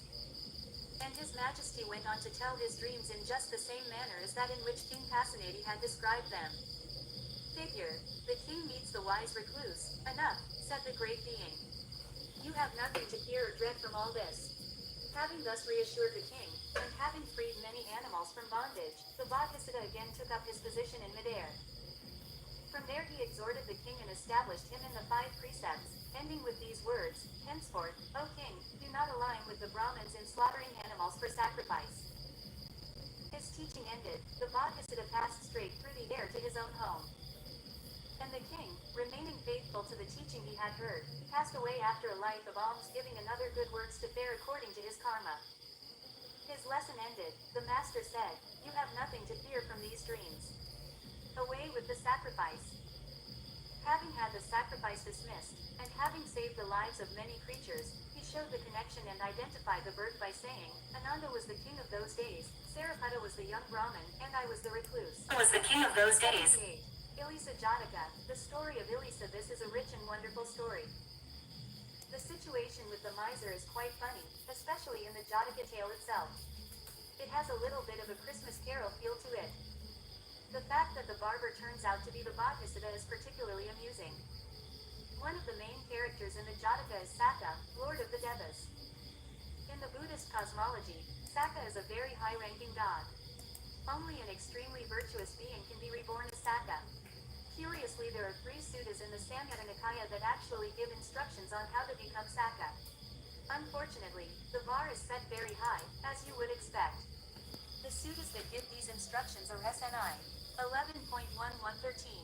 Most people have violated at least one of the criteria by the time they are about 3 years old. And of course, hitting yourself against a god with supernatural powers is not a good choice. Good luck with that. As for the treasurer's wife, pure sainthood. Note also a very important teaching of the Buddha, and that is non-contention. The Buddha taught that we should never enter into debates or arguments with others. We should simply explain what we believe to be true, and to always do so in harmony. Boat Squint. This story was told by the master while at Jetavana. It is about a miserly Lord High Treasurer. We are told that there was a town named Jaghari near the city of Rajagaha. And in Jaghari a certain Lord High Treasurer lived. He was known as the millionaire miser, and he was worth 80 million rupees. He would not give away or use for his own enjoyment so much as the tiniest drop of oil that a blade of grass will soak up. So he made no use of his wealth either for his family or for sages and Brahmins. It remained unenjoyed, like a pool haunted by demons. Now, one day the master arose at dawn, and he was moved with a great compassion. As he reviewed those ripe for conversion throughout the universe, he became aware that this treasurer with his wife some 400 miles away were destined to follow the Noble Eightfold Path. Now the day before, the Lord High Treasurer had gone to the palace to wait upon the king. When he was on his way home, he saw a peasant who was very hungry eating a cake stuffed with gruel. The sight provoked a craving in him.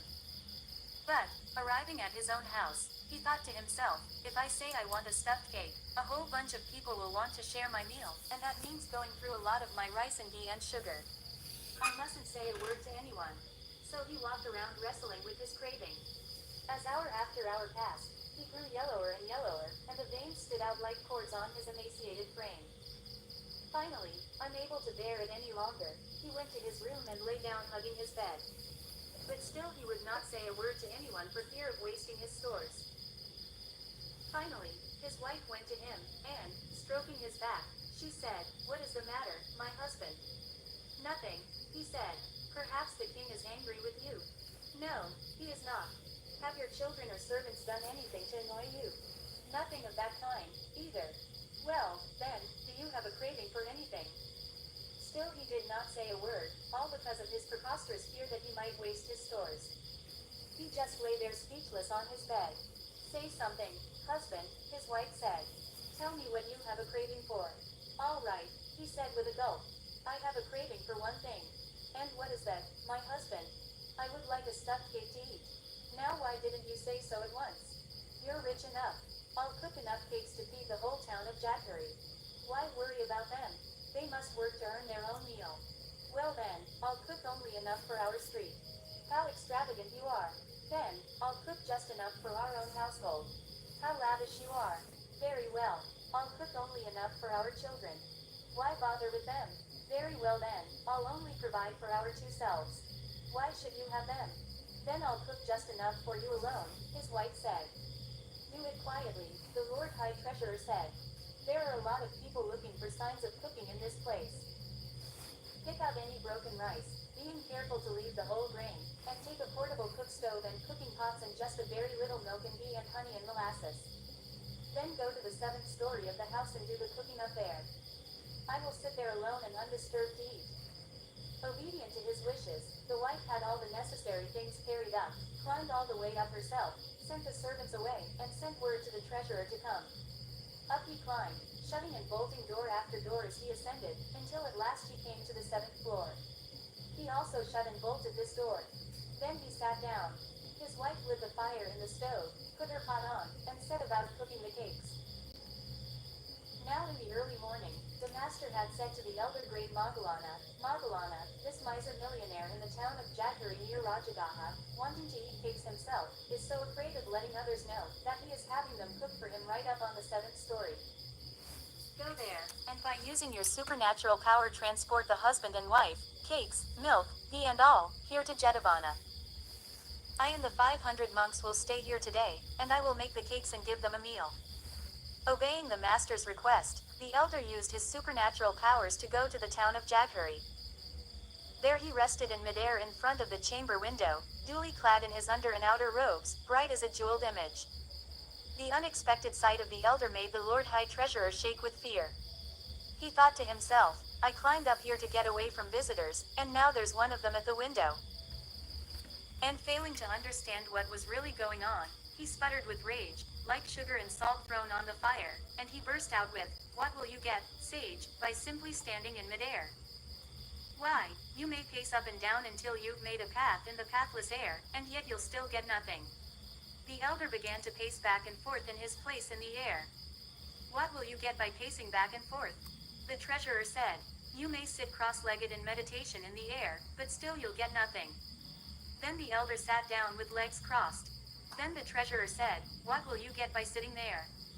You may come and stand on the window sill, but even that won't get you anything." The elder went and stood on the window sill. "What will you get by standing on the window sill?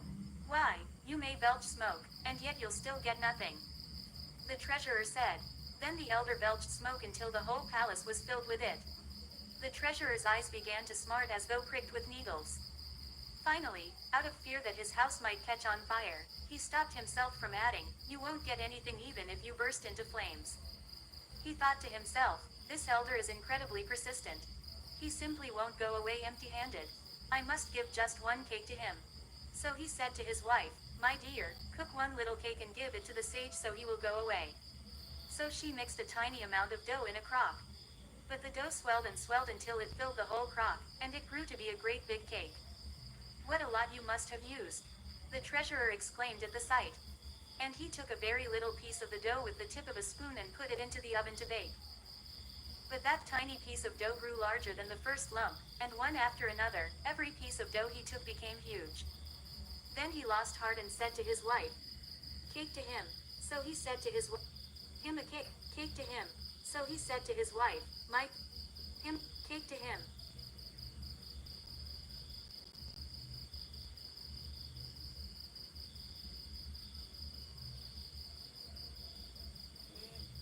So he said to his wife,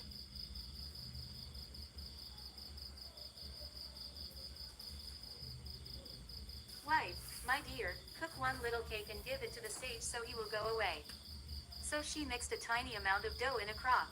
But the dough swelled and swelled until it filled the whole crock, and it grew to be a great big cake. "What a lot you must have used!" the treasurer exclaimed at the sight. And he took a very little piece of the dough with the tip of a spoon and put it into the oven to bake.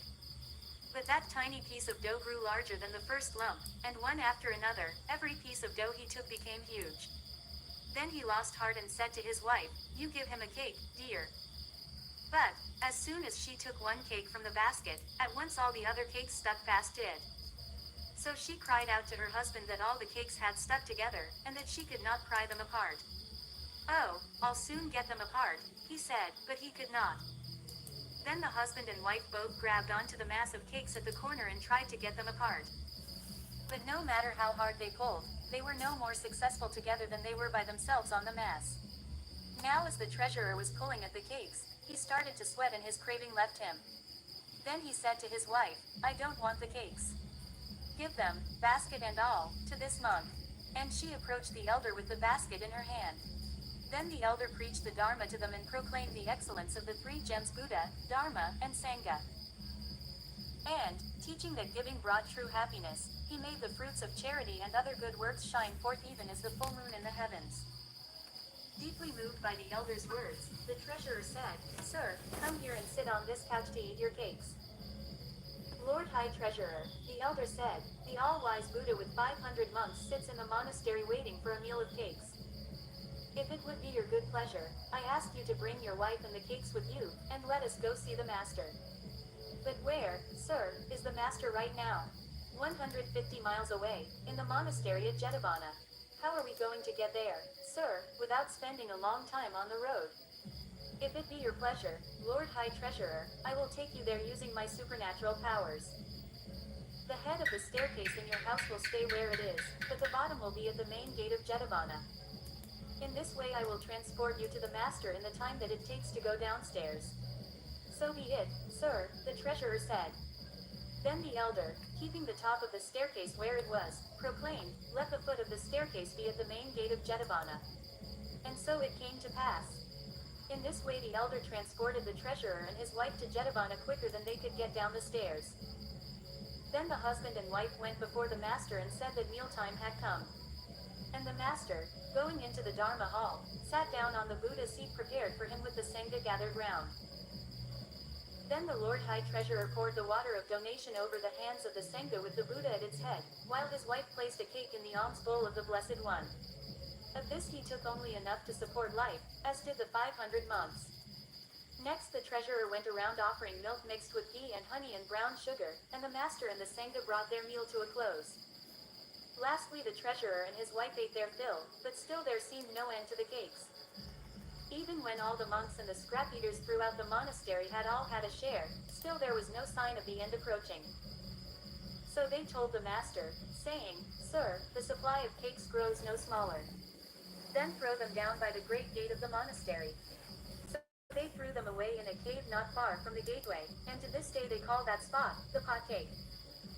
The Lord High Treasurer and his wife approached and stood before the Blessed One who returned thanks, and at the close of his words the pair attained stream entry. Then, taking their leave of the master, the two mounted the stairs at the great gate and found themselves in their own home once more. Afterwards, the Lord High Treasurer spent all of his money solely on the Buddha and his Dharma. On the next day the perfect Buddha, returning to Jetavana after his alms round in Savatthi, delivered a discourse to the monks before retiring to the seclusion of the perfumed chamber. In the evening, the monks gathered together in the Dharma hall and exclaimed, "How great is the power of the elder Moggallana! In a moment he converted a miser to charity, brought him with the cakes to Jetavana, set him before the master, and established him in liberation. How great is the power of the elder!" As they sat talking about the goodness of the elder, the master entered, and, upon asking, was told about the subject of their discussion. Monks, he said, a monk who wants to convert a household should approach that household without causing it annoyance or aggravation, just like a bee when it sucks the nectar from a flower. This is how he should declare the excellence of the Buddha. And in praise of the elder Moggallana, he recited this stanza: just as a bee in a flower harming neither hue nor scent gathers nectar, then flies away, so in towns a wise one fares. This verse is in the Dhammapada. It is verse 49. Then, to emphasize the elder's goodness, he said, this is not the first time, monks, that the miserly treasurer was converted by Moggallana.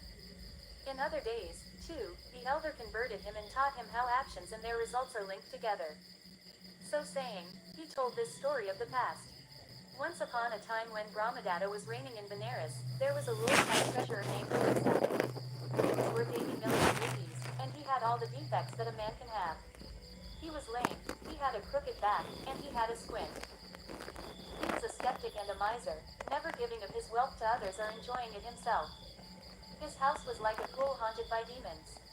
Yet, for 7 generations his ancestors had been prosperous, giving freely of their wealth. But when he became treasurer, he broke with the traditions of his house. He burned down the house where they had given alms. He drove the poor from his gates, and he hoarded his wealth. One day, when he was returning from attendance on the king, he saw a peasant who had traveled a long way and was very tired. He was sitting on a bench filling a mug from a jar of poor spirits. He drank it all, garnishing it with a dainty morsel of stinking dried fish. The sight made the treasurer thirsty for spirits, but he thought to himself, if I drink, others will want to drink with me, and that would cost me a great deal of money. So he walked about, keeping his thirst under control. But, as time wore on, he could do so no longer. He grew as yellow as old cotton, and the veins stood out on his sunken frame. One day, retiring to his chamber, he lay down hugging his bed. His wife came to him and rubbed his back as she asked, what is the problem with my lord? What follows is to be told in the words of the former story. But, when she said, then I'll only brew enough liquor for you, he said, if you make the brew in the house, there will be many people watching, and to send out for the spirits and sit and drink it here is out of the question. So he took 1 single rupee and sent a slave to get him a jar of spirits from the tavern. When the slave came back, he made him go from the town to the riverside and put the jar down in a remote thicket. Now be off, he said, and he waited until the slave was some distance off before he filled his cup and started to drink. Now the treasurer's father, who had been reborn as Sakka in the realm of Devas because of his charity and other good works, was wondering at that moment whether his generosity was continuing or not. He saw that his tradition of generosity had stopped and learned of his son's behavior. He saw how his son, breaking the traditions of his house, had burned the almshouse to the ground, had driven the poor from his gates, and how, in his miserliness and fearing to share with others, had snuck away to a thicket to drink by himself. Moved by the sight, Sakka cried, I will go to him and make my son see that actions have their consequences. I will convert him and make him charitable and worthy of rebirth in the realm of Devas. So he came down to earth and once more walked in the world of men. He pretended to be the treasurer Elisa with the latter's lameness and crooked back and squint. In this way he entered the city of Rajagaha and made his way to the palace gate. There he asked for his arrival to be announced to the king. Let him come, said the king. And so he entered and stood with proper respect before his majesty. What brings you here at this unusual hour, Lord High Treasurer? The king asked. I have come, sire, because I have 80 million rupees of treasure in my house. I humbly ask you to take them to fill the royal treasury. I will not do that, my lord treasurer. The treasure within my palace is greater than this. If you will not have it, sire, I will give it away to someone else. By all means, do so, treasurer, the king said. So be it, sire, said the pretend Elisa. And with proper respect he left to go the treasurer's house. The servants all gathered around him, but not one could tell that this was not their real master. Entering, he stood on the threshold and sent for the porter. He gave him orders that if anybody who looked like him should appear and claim to be master of the house, they should be soundly beaten and thrown out of the house. Then, climbing up the stairs to the upper story, he sat down on a beautiful couch and sent for Elisa's wife. When she came he said with a smile, My dear, let us be generous. At these words, the wife, the children, and the servants all thought, "It has been a long time since he was like this. He must have been drinking to be so good-natured and generous today." And his wife said to him, "Be as generous as you please, my husband. Send for the crier," he said, "and ask him to proclaim by the beat of a drum all throughout the city that everyone who wants gold, silver, diamonds, pearls, and the like, should come to the house of Elisa the treasurer." His wife did as he asked, and a large crowd soon assembled at the door carrying baskets and sacks. Then Saka asked that the treasure chambers be thrown open, and he cried, "This is my gift to you. Take whatever you want and go your way." The crowd grabbed the riches that were stored there and piled them in heaps on the floor. They filled the bags and sacks they had brought and went off loaded down with the spoils. Among them was a peasant who yoked Elisa's oxen to Elisa's carriage, filled it with the many things of value, and went out of the city along the high road. As he traveled along, he went near the thicket and sang the treasurer's praises in these words, "May you live to be 100, my good lord Elisa. What you have done for me this day will enable me to live without doing another stroke of work. Whose were these oxen? Yours. Whose was this carriage? Yours. Whose was the wealth in the carriage? Yours again. It was no father or mother who gave me all this. No, it came to me solely from you, my lord." These words filled the Lord High Treasurer with fear and trembling. "Why, the fellow is saying my name in his chatter," he said to himself. "Can the king have distributed my wealth to the people?" With that thought he leapt from the bush, and, recognizing his own oxen and cart, seized the oxen by the yoke, crying, "Stop, fellow. These oxen and this cart belong to me." The man leapt down from the cart, angrily exclaiming, "You rascal! Elisa, the Lord High Treasurer, is giving away his wealth to everyone in the city. What is your problem?" He sprang at the treasurer and struck him on the back like a falling thunderbolt, and then he went off with the cart. Elisa picked himself up, trembling in every limb. He wiped off the mud and hurried after his cart, seizing hold of it. Again the countryman got down, and seizing Elisa by the hair, doubled him up and beat him on the head for some time. Then he took him by the throat, threw him back the way he had come and drove off. Sobered by this rough treatment, Elisa hurried home. There, seeing people making off with the treasure, he fell to grabbing this man and that man, yelling, "Hey! What's this? Is the king robbing me?" And every man he grabbed knocked him down. Bruised and smarting, he sought to take refuge in his own house, but the porters stopped him saying, "Hey, you rascal! Where are you going?" Beating him soundly with bamboo, they took their master by the throat, and threw him out the door. "No one but the king can set this right," Elisa groaned, so he went to the palace. "Why, oh why, sire," he cried, "have you plundered me like this?" "It was not I, my lord treasurer," the king said. "Did not you yourself come and state your intention of giving your wealth away if I would not accept it? And did you not then send the crier around and carry out your promise?" "Oh, sire, it was not I who came to you and said such a thing. Your Majesty knows how frugal I am, and how I never give away so much as the tiniest drop of oil which a blade of grass will soak up. May it please your Majesty to send for the one who gave away my wealth and to question him on the matter." Then the king sent for Saka, and the two men were so exactly alike that neither the king nor his court could tell which was the real Lord High Treasurer. The miser Elisa said, "Who, and what, sire, is this treasurer?" "I am the treasurer." "Well, really I can't say which is the real Elisa," the king said. "Is there anyone who can tell them apart for certain?" "Yes, sire, my wife." So they sent for his wife, and they asked her which of the two was her husband. And she said Saka was her husband and went to his side. Then in turn Elisa's children and servants were brought in and asked the same question. All unanimously declared that Saka was the real Lord High Treasurer. Here it occurred to Elisa that he had a wart on his head, but it was hidden by his hair. The existence of the wart was only known to his barber. So, as a last resource, he asked that his barber be asked to identify him. Now at this time the Bodhisattva was his barber.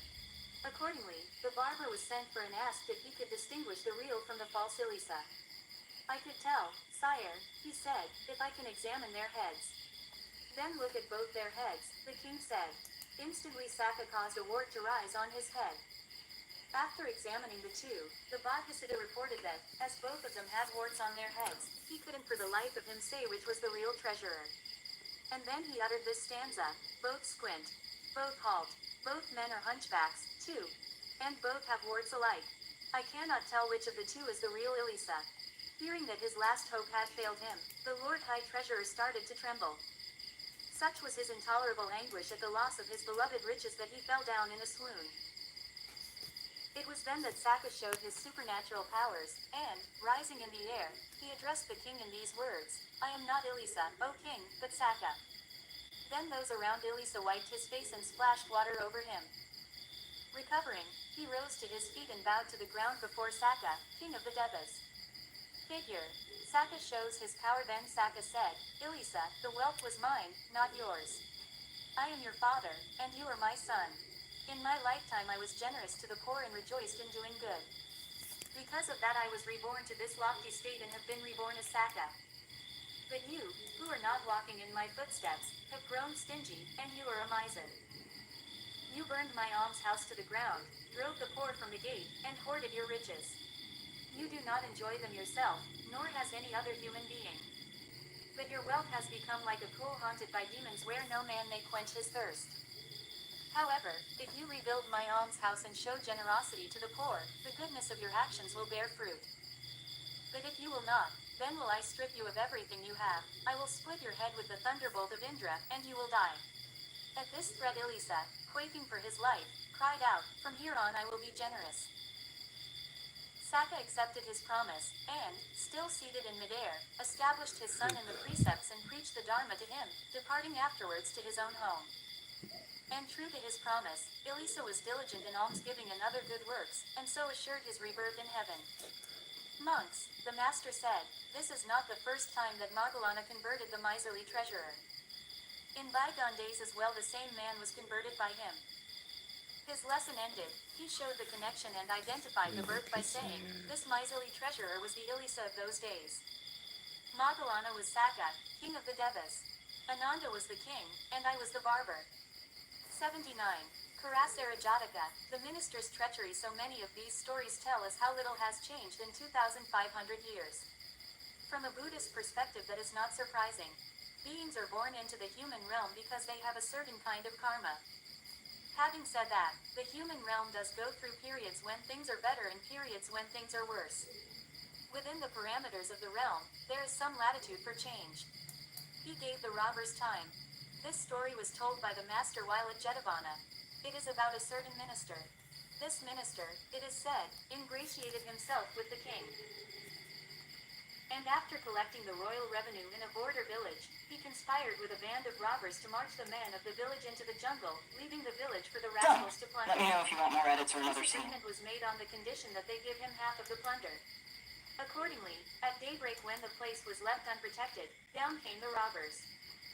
They killed and ate the cattle, looted the village, and were off with their plunder before he came back in evening with his followers. But it was a very short time before his mischief leaked out and came to the ears of the king. So the king sent for him, and, as his guilt was obvious, he was disgraced, and another man was put in his place. Then the king went to the master at Jetavana and told him what had happened. Sire, the Blessed One said, the man has only shown the same character now that he showed in bygone days. Then at the king's request he told this story of the past. Once upon a time when Brahmadatta was reigning in Benares, he appointed a certain minister to be in charge of a border village, and everything came to pass as in the above case. Now in those days the Bodhisattva was making the rounds of the border villages in the way of trade, and he had taken up residence in that very village.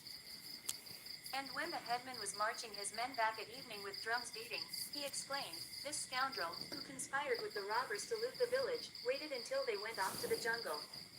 And now back he comes with drums beating, pretending to be ignorant of anything having gone wrong. And, so saying, he uttered this stanza. He gave the robbers time to drive and slay the cattle, burn the houses, capture people. And then with drums beating, home he marched, a son no more, for such a son is dead. A son who is so shamed ceases to be a son, and his mother is sonless even while her son is still alive. Figure. The conspirators. In such a way the Bodhisattva condemned the headman. Not long after his treachery was discovered, the rascal was punished by the king as his wickedness deserved. This is not the first time, sire, the master said, that he has been of this character. He was the same in bygone days as well. His lesson ended, the master showed the connection and identified the birth by saying, "The headman of today was also the headman of those days, and I was the wise and good man who recited the stanza." 80. Bhimasena Jataka, the frightful army. This is an interesting story about a life in which the Bodhisattva is born as a physically deformed dwarf.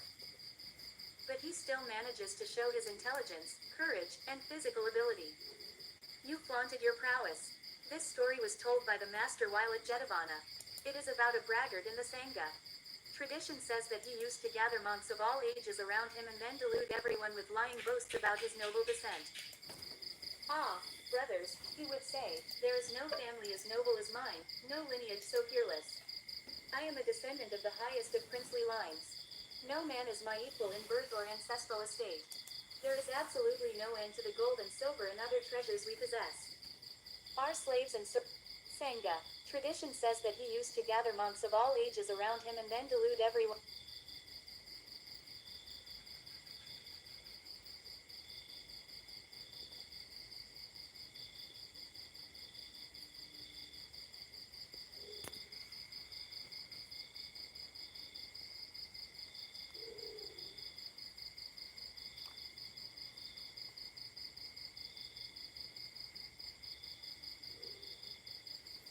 Everyone with lying boasts about his noble descent. "Ah, brothers," he would Sangha. Tradition says that he used to gather monks of all ages.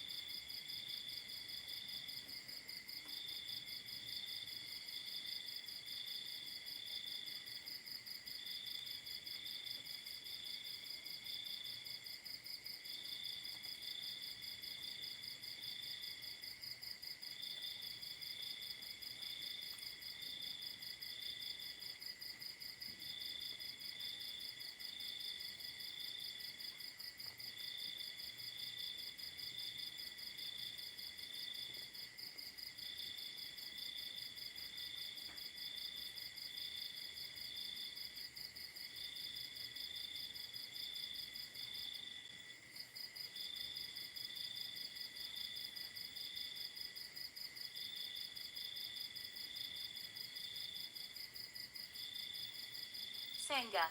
Tradition says that he used to gather monks of all ages around him and then delude everyone with lying boasts about his noble descent. Ah, brothers, he would say, there is no family as noble as mine, no lineage so peerless. I am a descendant of the highest of princely lines. No man is my equal in birth or ancestral estate. There is absolutely no end to the gold and silver and other treasures we possess. Our slaves and servants are fed on rice and meat stews and are clothed in the best Benares cloth. They have the best Benares perfumes with which to anoint themselves, while I, because I have joined the Sangha, have to content myself with this vile fare and this vile robe. But another monk, after enquiring into his family's status, exposed the emptiness of this boast to the Sangha. So the monks met in the Dharma hall and talked about how that brother, in spite of his vows to leave worldly things and devote himself only to the Dharma, was going about deluding the Sangha with his lying boasts. While the fellow's shamefulness was being discussed, the master entered and asked what they were discussing, and they told him. This is not the first time, monks, the master said, that he has gone about boasting. In bygone days he also went about boasting and deluding people. And so saying, he told this story of the past. Once upon a time when Brahmadatta was reigning in Benares, the Bodhisattva was born as a Brahmin in a market town in the North Country. When he was grown up, he studied under a teacher of worldwide fame at Takasila University. There he learned the 3 Vedas and the 18 branches of knowledge, and he completed his education. He became known as the sage little bowman. Leaving Takasila, he came to the Andhra country in search of practical experience. Now, it happened that in this birth the Bodhisattva was somewhat of a crooked little dwarf, and he thought to himself, if I make my appearance before any king, he is sure to ask what a dwarf like me is good for. I will find a tall broad fellow to act as my proxy, and I will earn my living in the shadow of his more imposing presence. So he went to the weaver's quarter where he saw a huge weaver named Bhimasena. He greeted him and asked him his name. My name is Bhimasena, said the weaver. In the Indian epic poem the Mahabharata, Bhimasena is the second son of the warrior King Panda. The name Bhimasena means, one who leads a terrible army. The name may have been borrowed from there.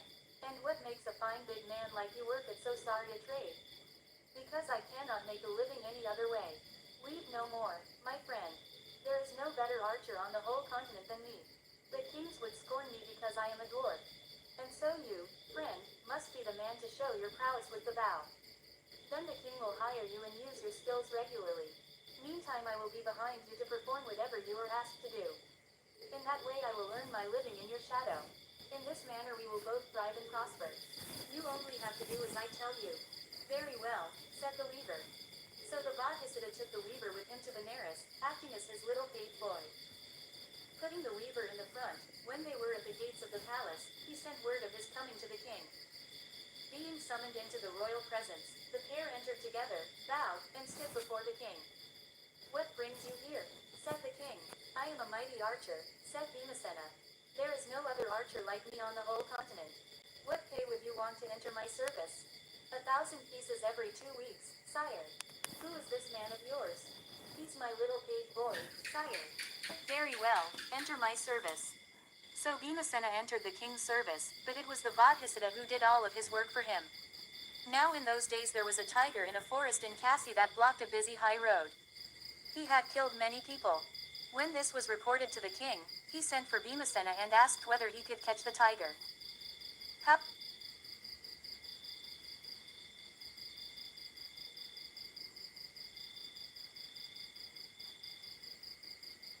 How could I call myself an archer, sire, if I cannot catch a tiger? The king gave him a large sum of money and sent him on the errand. Bhimasena then went home to give the news.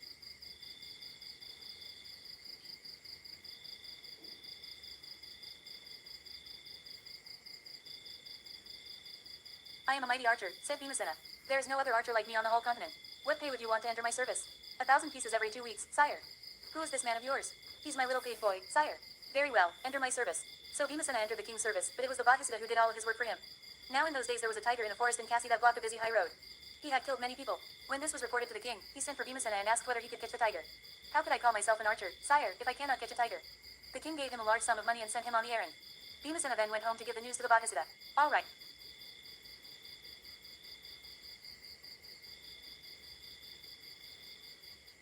Right, said the Bodhisattva. Off you go, my friend. But aren't you coming too? No, I won't go, but I'll give you a little plan. Please do, my friend. Well, don't be rash and approach the tiger's lair alone. What you will do is to organize a strong band of country folk to march to the spot with 1,000 or 2,000 foes. When you have the tiger's attention, you run into the thicket and lie down flat on your face. The country folk will beat the tiger to death. Then as soon as he is dead, you bite off a vine with your teeth, and go up to the dead tiger holding the vine in your hand. At the sight of the dead body of the brute,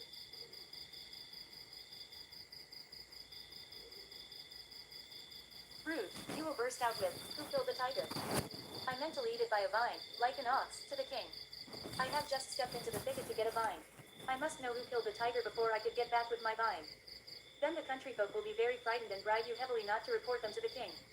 You will get credit for killing the tiger, and the king will give you lots of money. Very good, said Bhimasena, and off he went. He got the tiger killed just as the Bodhisattva had told him. Having made the road safe for travelers, he came back with a large following to Benares. He said to the king, "I have killed the tiger, sire. The forest is safe for travelers now." The king was very pleased, and he showered him with gifts. On another day, word came that a certain road was harassed by a buffalo. Once more the king sent Bhimasena to kill it. Following the Bodhisattva's directions, he had the buffalo killed in the same way as the tiger. He then returned to the king, who once more gave him lots of money. He was a great lord now. Intoxicated by his high status, he treated the Bodhisattva with contempt. He stopped following his advice, saying, "I can get along without you. Do you think there's no man but yourself?" He said this and many other harsh things to the Bodhisattva. A few days later, a hostile king marched on Benares and laid siege to it. He sent a message to the king telling him to either surrender his kingdom or to do battle. The king immediately ordered Bhimasena out to fight him. So Bhimasena was armed from head to foot. He mounted a war elephant sheathed in full armor. And the Bodhisattva, who was seriously alarmed that Bhimasena might get killed, armed himself from head to foot as well and seated himself modestly behind Bhimasena. Surrounded by soldiers, the elephant passed through the gates of the city and arrived at the front of the battle. At the first sound of the martial drum, Bhimasena started shaking with fear. "If you fall off now, you'll get killed," the Bodhisattva said. Accordingly he tied a rope around him. He held tightly to the rope to prevent him from falling off the elephant. But the sight of the battle proved too much for Bhimasena. The fear of death was so strong in him that he defecated on the elephant's back. "Ah," the Bodhisattva said. "The present does not tally with the past. You pretended to be a warrior. Now your skill is confined to fouling the elephant you ride on." And so saying, he uttered this stanza. "You vaunted your prowess, and boasted loudly. You swore you would rout the foe. But is it consistent, when faced with their numbers, to vent your emotion, sir, so?" When the Bodhisattva had ended these taunts, he said, "But don't you be afraid, my friend. I am here to protect you." Then he made Bhimasena get off the elephant and told him to go wash himself and then go home. And now to win fame this day, the Bodhisattva said, yelling a battle cry as he dashed into the fight. Breaking through the king's camp, he dragged the enemy king out and took him back alive to Benares. In great joy at his bravery in battle, his royal master loaded him with honors, and from that day forward all India was loud with the fame of the sage little bowman. To Bhimasena he gave a large sum of money and sent him back to his own home. Then he excelled in charity and good works, and at his death passed away to fare according to his karma. Figure, the brave dwarf and the cowardly Bhimasena. Thus, monks, the master said, this is not the first time that this monk has been a braggart. He was the same in bygone days as well. His lesson ended, the master showed the connection and identified the birth by saying, this braggart monk was the Bhimasena of those days, and I was the sage little bowman. 81. 80.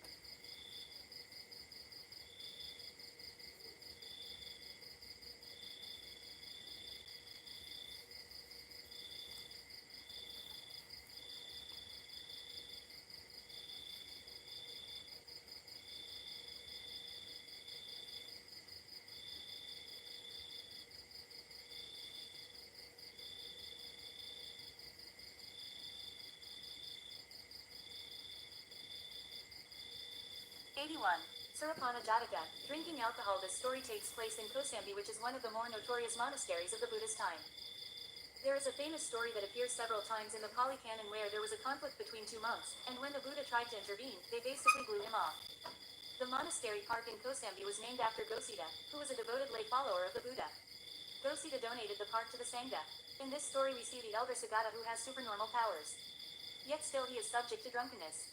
This shows how even someone who is developed enough to have these powers has still not found peace, liberation, and freedom. This is why supernormal powers do not carry much weight in the Buddha's Dharma. Many arahants never developed supernormal powers, yet they were free from unnecessary suffering in the rounds of rebirth. This story gives the context for the monastic rule against intoxication. In the Vinaya, the monastic code, there is a story for each of the rules. This is so monks and nuns understand not just the rule, but the context and the spirit of the rule. In the early days of the Sangha, as the Buddha himself once noted, there was no need for any rules. But as the Sangha grew, this became necessary, and rules were added when incidents such as the one described here occurred. The rule against intoxication is not just in the monastic code, it is a precept for lay people as well. This is very unpopular in the West.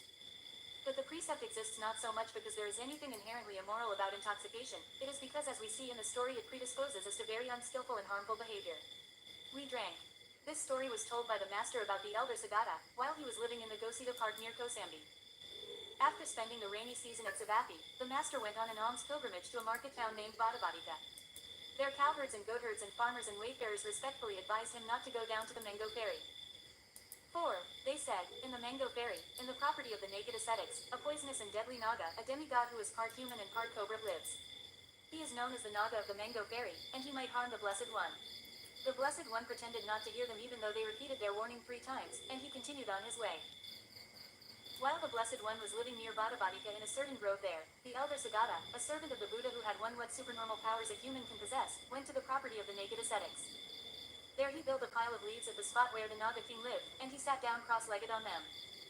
Being unable to conceal his evil nature, the Naga raised a great smoke. So did the elder. Then the Naga sent forth flames. So too did the elder. But while the Naga's flames did not hurt the elder's flames did harm the Naga. And so in a short time he conquered the Naga king and established him in the refuges and the precepts. Having done this, he went back to the master. And the master, after staying as long as it pleased him at Vadavadika, went on to Kosambi.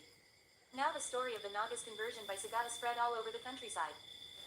The townsfolk of Kosambi went out to meet the Blessed One and saluted him, after which they greeted the elder Sagata and saluted him, saying, "Tell us, sir, what you need and we will provide it." The elder himself remained silent, but the followers of the wicked six are mentioned in Jataka 28. They were notorious monks who were always breaking the monastic rules. Said, "Sirs, to those who have renounced the world, white liquor is very rare. Do you think you could get the elder some clear white liquor?" "To be sure we can," the townsfolk said, and they invited the master to take his meal with them next day. Then they went back to their town, and each one of them made arrangements to offer clear white liquor to the elder. Accordingly, they subsequently invited the elder and plied him with the liquor, house by house. He drank so much that on his way out of town, the elder fell down in the gateway and lay there hiccuping. On his way back from his meal in the town, the master came on the elder lying in this state and told the monks to carry Sagata home. Then he went to the park. The monks laid the elder down with his head at the Buddha's feet, but he turned around so that he came to lie with his feet pointing towards the Buddha. In Asia, pointing your feet towards someone or a statue of the Buddha is very disrespectful. Then the master asked, "Monks, does Sagata show respect to me like he used to?" "No, sir." "Tell me, monks, who was it that overcame the Naga king of the Mango Ferry?" "It was Sagata, sir." "Do you think that in his present state Sagata could overcome even a harmless water snake?" "That he could not, sir." "Well now, monks, is it proper to drink anything that steals away a man's senses?" "It is improper, sir." Figure, the drunken sought Sagata disrespecting the Bodhisattva now. After speaking to the monks in criticism of the elder, the Blessed One created the rule that drinking intoxicants was an offense requiring confession and absolution. In the Vinaya there are 8 categories of offenses. Ones that require confession are Kasagya offenses, and are the 5th most serious. After that he got up and passed into his perfumed chamber. Gathering together in the Dharma hall, the monks discussed the offense of becoming intoxicated, saying, "Becoming intoxicated is such harm that it has blinded even one as wise and gifted as Sagata to the Buddha's excellence." Entering the Dharma hall at that point, the master asked what they were discussing, and they told him.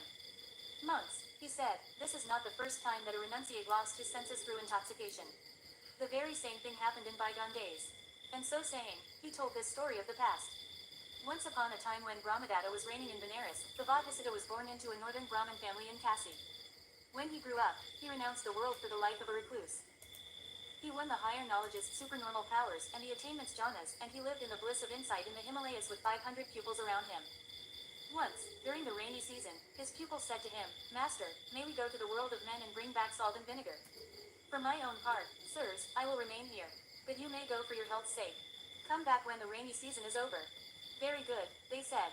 And taking respectful leave of their master, they went to Benares. On the next day they went to a village just outside the city gates to gather alms. They had plenty to eat, and on the following day they went into the city itself. The kindly citizens gave alms to them, and the king was soon informed that 500 recluses from the Himalayas had taken up residence in the royal pleasure garden. He was told that they were recluses of great austerity, had overcome sensual desire, and that they were of great virtue. Hearing this good report about them, the king went to the garden and graciously welcomed them, and he invited them to stay there for the rainy season. They promised that they would, and afterwards they were fed in the royal palace and lodged in the pleasure garden. But one day a drinking festival was held in the city, and the king gave the 500 recluses a large supply of the best spirits, knowing that such things rarely come to those who renounce the world. The recluses drank the liquor and went back to the pleasure garden. There, in drunken hilarity, some danced, some sang, and others, who were tired of dancing and singing, trampled their rice baskets and other belongings. After that they lay down to sleep. When they had slept off their drunkenness and awoke to see the results of their revelry, they wept and lamented, saying, "We have behaved badly. We have done this evil because we are away from our master." So they left the pleasure garden and returned to the Himalayas. Laying aside their bowls and other belongings, they saluted their master and took their seats. "Well, my sons," he said, "were you comfortable amid the world of men, and were you able to easily obtain alms? Did you live in harmony with one another?" "Yes, master, we were comfortable. But we drank strong spirits, and losing our senses and forgetting ourselves, we danced and sang." And to illustrate what had happened, they composed and repeated this stanza: "We drank, we danced, we sang, we wept. We were lucky that when we drank what steals away the senses, we were not transformed into apes." This is what will certainly happen to those who are not living under a master's care, the Bodhisattva said, rebuking those recluses. And he urged them on, saying, "From now on, never do such a thing again." Living on with unbroken wisdom, he was later reborn in the Brahma realm. His lesson ended, the master identified the birth and showed the connection by saying, "My disciples were the band of recluses of those days, and I was their teacher." 82. Mitabindika Jataka. Mitabindika's story. This brief story has two themes in it. One is the effect of cruelty on your karmic fate, and the other is the particularly extreme effects of being cruel to a parent. No more to dwell. This story was told by the master while at Jetavana. It is about a stubborn monk. The incidents of this birth, which took place in the days of the Buddha Kassapa, the 27th of the previous 29 Buddhas named in the canon, will be related in the 10th book in the Maha-Mitabindaka Jataka, Jataka 439. This story is similar to the one in Jataka 41. Then the Bodhisattva uttered this stanza: "No more to dwell in island palaces of crystal, silver, or of sparkling gems, with flinty headgear you are invested now. Nor shall its gashing torture ever cease until your misdeed is purged and life shall end." In Jataka 439, Mitabindika committed the offense of striking and mistreating his mother. He then went on a sea voyage and subsequently was put on a raft at sea.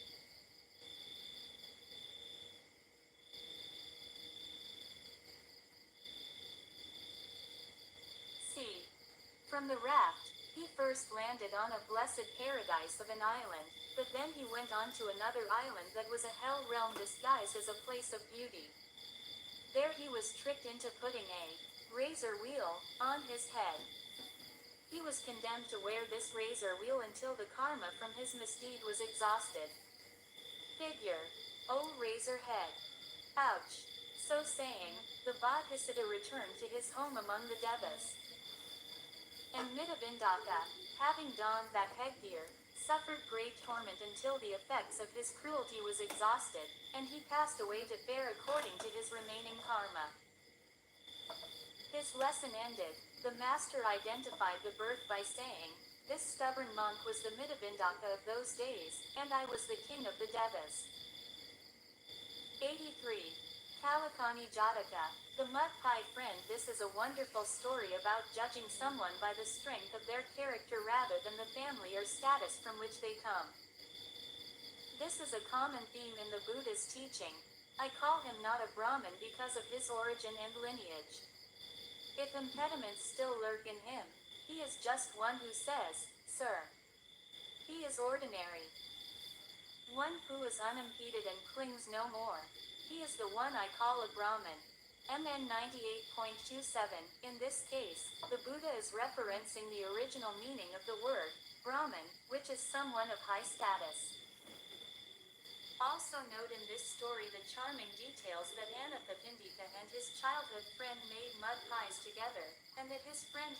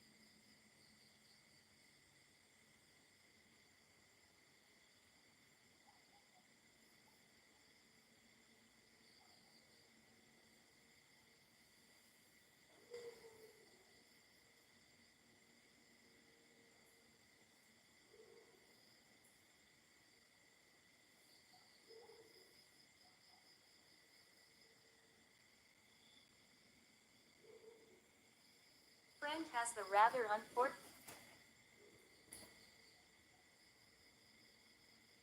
unfortunate name, Curse. A friend is he. This story was told by the master while at Jetavana. It is about a friend of Anathapindika's. Tradition says that the two had made mud pies together and had gone to the same school. But as the years went by, the friend, whose name was Curse, fell on hard times and could not make a living. So he went to the rich man, who was kind to him, and he gave him a job looking after his property. So the poor friend was employed under Anathapindika and did all his business for him. After he started working for the rich man, it was a common thing to hear in the house, "Stand up, Curse," or "Sit down, Curse," or "Have your dinner, Curse." One day the treasurer's friends and acquaintances called on him and said, "Lord Treasurer, don't let this sort of thing go on in your house. It's enough to scare an ogre to hear such ill-omened words as, 'Stand up, Curse,' or 'Sit down, Curse,' or 'Have your dinner, Curse.' The man is not your equal.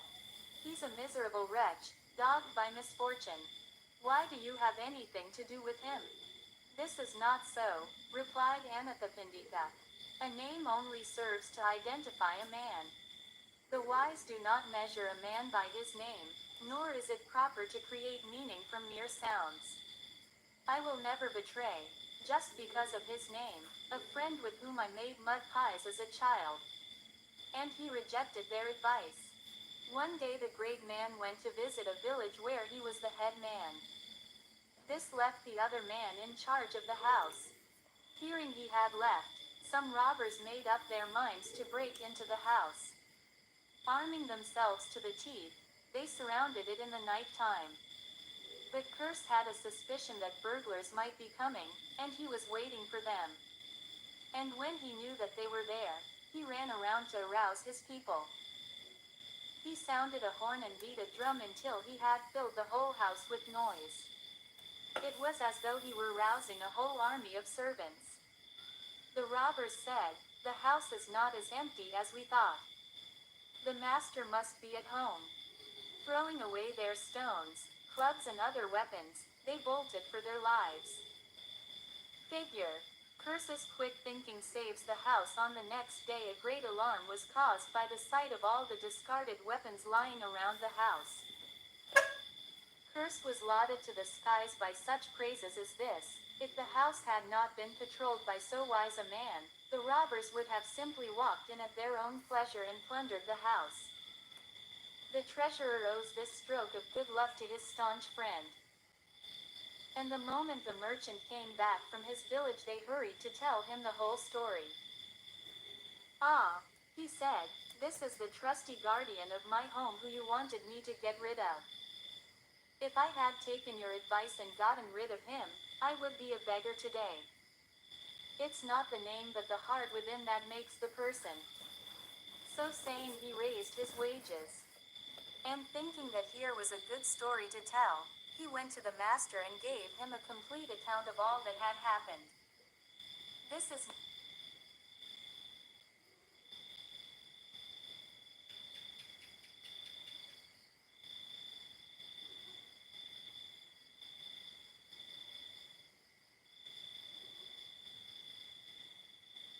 not the first time, sir, the master said, that a friend named Curse has saved his friend's wealth from robbers. The same thing happened in bygone days as well. Then, at Anathapindika's request, he told this story of the past. Once upon a time when Brahmadatta was reigning in Benares, the Bodhisattva was a treasurer of great fame, and he had a friend whose name was Curse, just as in the foregoing story. He was on his way back from collecting taxes when the Bodhisattva heard what had happened. He said to his friends, "If I had taken your advice and gotten rid of my trusted friend, I would be a beggar today." And he repeated this stanza: "A friend is one who goes the extra step to help us." This attests the true comrade. "A weaker a monk's true loyalty makes us family, a longer time a brother true. Then how shall I, who has known so many years my friend, be wise in driving Curse away?"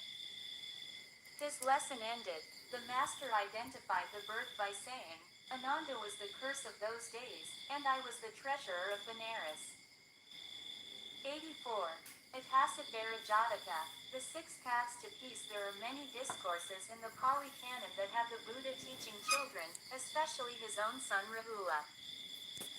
They are particularly endearing, and because these teachings are to children, they are sometimes more accessible. Seek help. This story was told by the master while at Jetavana. It is about a boy who was wise in matters relating to spiritual welfare. When he was only 7 years old, the boy, who was the son of a very wealthy treasurer, showed great intelligence about and concern for his spiritual welfare. One day he went to his father to ask about the paths leading to spiritual welfare. The father could not answer, but he thought to himself, "This is a very difficult question. From the highest heaven to the lowest hell there is no one who can answer it except for the all-knowing Buddha." So he took the child with him to Jetavana along with a gift of perfumes and flowers and ointments. Arriving there, he paid respect to the master. He bowed down before him and then sat down on one side. He said to the Blessed One, "Sir, this boy of mine, who is intelligent and concerned for his spiritual welfare, has asked me what are the paths leading to spiritual welfare. As I do not know, I came to you. Please, O Blessed One, resolve this question." "Lay brother," the master said, "this same question was asked of me by this very child in former times, and I answered it for him. He knew the answer in bygone days, but now he has forgotten because of this new birth." Then, at the father's request, he told this story of the past. Once upon a time when Brahmadatta was reigning in Benares, the Bodhisattva was a very wealthy treasurer. He had a son who, when he was only 7 years old, showed great intelligence about and concern for his spiritual welfare. One day the child went to his father to ask about the paths leading to spiritual welfare. And his father answered him by repeating this stanza: "Seek health, the supreme good. Be virtuous. Listen to elders. Learn from the scriptures. Conform to the Dharma, and break attachment's bonds. For it is these six paths that lead to peace." Figure. Explaining the paths that lead to peace in this way, the Bodhisattva answered his son's question as to the paths that lead to spiritual welfare. And the boy followed those 6 rules from that time forward. After a life spent in charity and other good works, the Bodhisattva passed away to fare thereafter according to his karma. His lesson ended, the master identified the birth by saying, "This child was also the child of those days, and I was the Lord Treasurer." 85. Kimpaka Jataka, the poisonous fruit. This story is almost identical to Jataka 54, but in Jataka 54 the moral is more about listening to a person of wisdom. In this story, the moral is about the dangers inherent in sense desire. The Buddha's teachings on sense desire are not very popular. But this is not a teaching about denial. It is about self-indulgence and addiction. Our craving for sense desire is at the heart of our problem. You can still enjoy a beautiful view or good food without craving them when you do not have them. The craving causes suffering. Thanissaro Bhikkhu tells a story about a European who explored the far northern reaches of Canada. He was traveling with Inuit, who were the only people who could lead such an expedition. He noticed that on days when they could not find food, they made a particular effort to be cheerful. That is a very healthy response to managing sense desire. As they who ate. This story was told by the master while at Jetavana. It is about a lustful monk. Tradition says there was an heir of a good family who gave his heart to the Buddha's Dharma and joined the Sangha. But one day as he was going on his alms round in Savatthi, he was aroused by the sight of a beautifully dressed woman. Being brought by his teachers and directors before the master, he admitted to the Blessed One that lust had overcome him. Then the master said, "Truly the lusts of the 5 senses are sweet in the hour of actual enjoyment, brother." But this enjoyment of them, in that it entails the miseries of rebirth in hell and the other evil states, is like the eating of the fruit of the what fruit tree. The what fruit resembles a mango but is poisonous. The what fruit is very pleasant to look at, and it is very fragrant and sweet. But when eaten, it wraps the stomach and brings death. In other days, ignorant of its evil nature, a multitude of men, seduced by the beauty, fragrance and sweetness of the fruit, ate it and they died. So saying, he told this story of the past. Once upon a time when Brahmadatta was reigning in Benares, the Bodhisattva was born as the leader of a caravan. Once when journeying with 500 carts from east to west, he came to the outskirts of a forest. Assembling his men, he said to them, "In this forest grow trees that bear poisonous fruit. Let no man eat any unfamiliar fruit without first asking me." When they had passed through the forest, they came at the other end on a what fruit tree with its boughs bending low with their burden of fruit. In form, smell, and taste, its trunk, boughs, leaves and fruit resembled a mango. Taking the tree, from its misleading appearance, to be a mango, some picked the fruit and ate. But others said, "Let us speak to our leader before we eat." And these latter picked the fruit but waited for him to come up. When he came, he ordered them to throw away the fruit they had picked, and had an emetic, a medicine that causes vomiting, administered to those who had already eaten. Of these latter, some recovered, but ones who had been the first to eat, died. The Bodhisattva reached his destination safely, and sold his merchandise at a profit. After that he traveled home again. After a life spent in charity and other good works, he passed away to fare according to his karma. Figure. The seductive fruit tree. After he told this story, the master, as Buddha, uttered this stanza, "As they who ate the what fruit died, so lust, when ripe, kills one who does not know the pain it produces hereafter, stooping to lustful deeds." Having shown that 5 lusts, which are so sweet in the hour of fruition, end by killing their victims, the master preached the 4 noble truths. At the close of this teaching the lustful monk was converted and won the fruit of stream entry. Of the rest of the Buddhas following, some won the first, some the second, and some the third stage of awakening, while others became arahats. His lesson ended, the master identified the birth by saying, "My disciples were the people of the caravan in those days, and I was their leader." 86. Silavimamsana Jataka, the test of virtue. The importance of virtue in the Buddhist teaching cannot be overstated.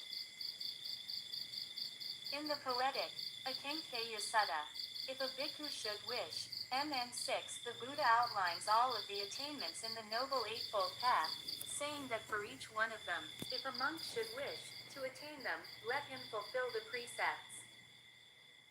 This is yet again why it is so inexplicable that some Buddhist teachers commit acts of impropriety, most notable sexually abusing their female students. Nothing can compare. This story was told by the master while at Jetavana. It is about a Brahmin who tested his reputation for virtue. This brother, who was supported by the king of Kosala, had taken refuge in the 3 jewels. He kept the 5 precepts and was well versed in the 3 Vedas. This is a good man, the king thought, and he showed him great honor. But that brother thought to himself, "The king honors me above other Brahmins, and he has shown great regard by making me his spiritual director. But is his favor due to my virtue or only to my birth, lineage, family, country, and accomplishments? I must test this without delay." Accordingly, one day when he was leaving the palace, he took a coin from a treasurer's desk and then left. Such was the treasurer's respect for the Brahmin that he sat perfectly still and did not say a word. On the next day the Brahmin took 2 coins, but still the official did not say anything. On the 3rd day the Brahmin took a whole handful of coins. This is the third day, the treasurer cried, that you have robbed his majesty, and he shouted out 3 times, I have caught a thief who robs the treasury. A crowd of people rushed in from every side, crying, Ah, you've long been pretending to be a model of virtue. And striking him 2 or 3 times, they led him before the king. In great sorrow the king said to him, What led you, Brahmin, to do such a wicked thing? And he ordered the Brahmin to be taken away for punishment. I am no thief, sire, said the Brahmin. Then why did you take money from the treasury? Because you showed me such great honor, sire, and because I wanted to find out whether that honor was due to my birth, status, and family, or solely because of my virtue. That was my motive, and now I know for certain, since you have ordered me off to punishment, that it was my virtue and not my birth and other advantages that won me your majesty's favor. I know virtue to be the chief and supreme good. I know, too, that I can never attain the virtue in this life to which I aspire while I remain a layman, living in the midst of seductive pleasures. Therefore, this very day I will go to the master at Jetavana and renounce the world for the Sangha. Grant me your leave, sire. The king consented and the Brahmin set out for Jetavana. His friends and relations tried as a group to change his mind. But their efforts were of no avail, and he left. He went to the master and asked to be admitted to the Sangha. After admission to the lower and higher orders, novice and then full ordination, he attained liberating insight and became an arahat. Having achieved his goal, he went to the master, saying, Sir, my joining the Sangha has borne the supreme fruit, signifying that he had won arahatship. Hearing this, the monks assembled in the Dharma hall. They spoke with one another about the virtues of the king's chaplain who tested his own reputation for virtue and who, leaving the king, had now risen to be an arahat. Entering the Dharma hall, the master asked what the monks were discussing, and they told him. He said, It is not without precedent, monks, for this Brahmin to test his reputation for virtue and to renounce the world. The same thing was done by the wise and good of bygone days as well. And so saying, he told this story of the past. Once upon a time when Brahmadatta was reigning in Benares, the Bodhisattva was his chaplain. He was a man given to charity and other good works. His mind was set on righteousness, always keeping the 5 precepts. And the king honored him above the other Brahmins, and everything came to pass as above. But, as the Bodhisattva was being brought in bonds before the king, he came to a place where some snake charmers were displaying a snake, which they held by the tail and the throat and had it tied around their necks. Seeing this, the Bodhisattva begged the men to stop for the snake might bite them and cut their lives short. Brahmin, replied the snake charmers, this is a good and well-behaved cobra. He's not wicked like you, who because of your wickedness and misconduct are being hauled off in custody. The Bodhisattva thought to himself, even cobras, if they do not bite or wound, are called good. How much more must this be the case with those who are human beings? Truly, it is virtue that is the most excellent thing in all the world, nothing can surpass it. Figure. The good cobra then he was brought before the king. What is this, my friends? Asked the king. Here's a thief who has been robbing your majesty's treasury. Away with him to execution. Sire, the Brahmin said, I am no thief. Then why did you take the money? The Bodhisattva answered just as above, ending by saying, This is why I have concluded that it is virtue that is the highest and most excellent thing in all the world. But be that as it may, seeing that the cobra, when it does not bite or wound, must simply be called good and nothing more. For this reason, too, it is virtue alone that is the highest and most excellent of all things. Then in praise of virtue he uttered this stanza, Nothing can compare with virtue. All the world cannot show its equal. If men know the cobra is good, they are saved from death. After preaching the Dharma to the king in this stanza, the Bodhisattva, abandoning all lust and renouncing the world for the hermit's life, set off for the Himalayas. There he attained the five knowledges, presumably the five trainees' powers, i.e., the power of faith, the power of moral shame, the power of moral dread, the power of energy, and the power of wisdom, and the eight attainments jhanas, earning for himself the sure hope of rebirth in the Brahma realm. His lesson ended, the master identified the birth by saying, "My disciples were the king's followers in those days, and I was the king's chaplain." 87. Mangala Jataka, superstition. Over the centuries, Buddhists have had to deal with a lot of superstition. It is a common theme in the Buddhist teachings. And in fact, this is not just an ancient problem, there is still a lot of superstition in Buddhist countries. In Thailand they still believe in fortune telling, and so forth. Whoever renounces this story was told them with his hand, and soon the young Brahmin throw the suit the young them with his hand. Omen is sure to whoever renounce 87. Mangala, whoever renounces. This story was told by the master while at the bamboo grove. It is about a Brahmin who was skilled in telling fortunes using pieces of cloth. Tradition says that a Brahmin lived at Rajagaha. He was superstitious and held false views. He did not believe in the three jewels. This Brahmin was very rich and wealthy. But a female mouse gnawed a suit of clothes of his that were lying in a chest. One day after bathing himself, he called for this suit, and then he was told of the mischief that the mouse had done. If these clothes stay in the house, he thought, they will bring bad luck. This bad omen is sure to bring a curse. It is out of the question to give them to any of my children or servants. Whoever has them will bring misfortune on anyone who is around him. I must have them thrown away in a charnel ground, but how will I do that? A charnel ground is an open area where the corpses of people who cannot afford a cremation are left. I cannot hand them to servants. They might want them and keep them to the ruin of my house. My son must take them. So he called his son. Telling him the situation, he asked him to take the clothes on a stick, without touching them with his hand, and throw them away in a charnel ground. Then the son should wash himself all over and return. Now that morning just at dawn the master looked around to see if there were any people who could be led to the truth. He saw that the father and son were destined to attain liberation.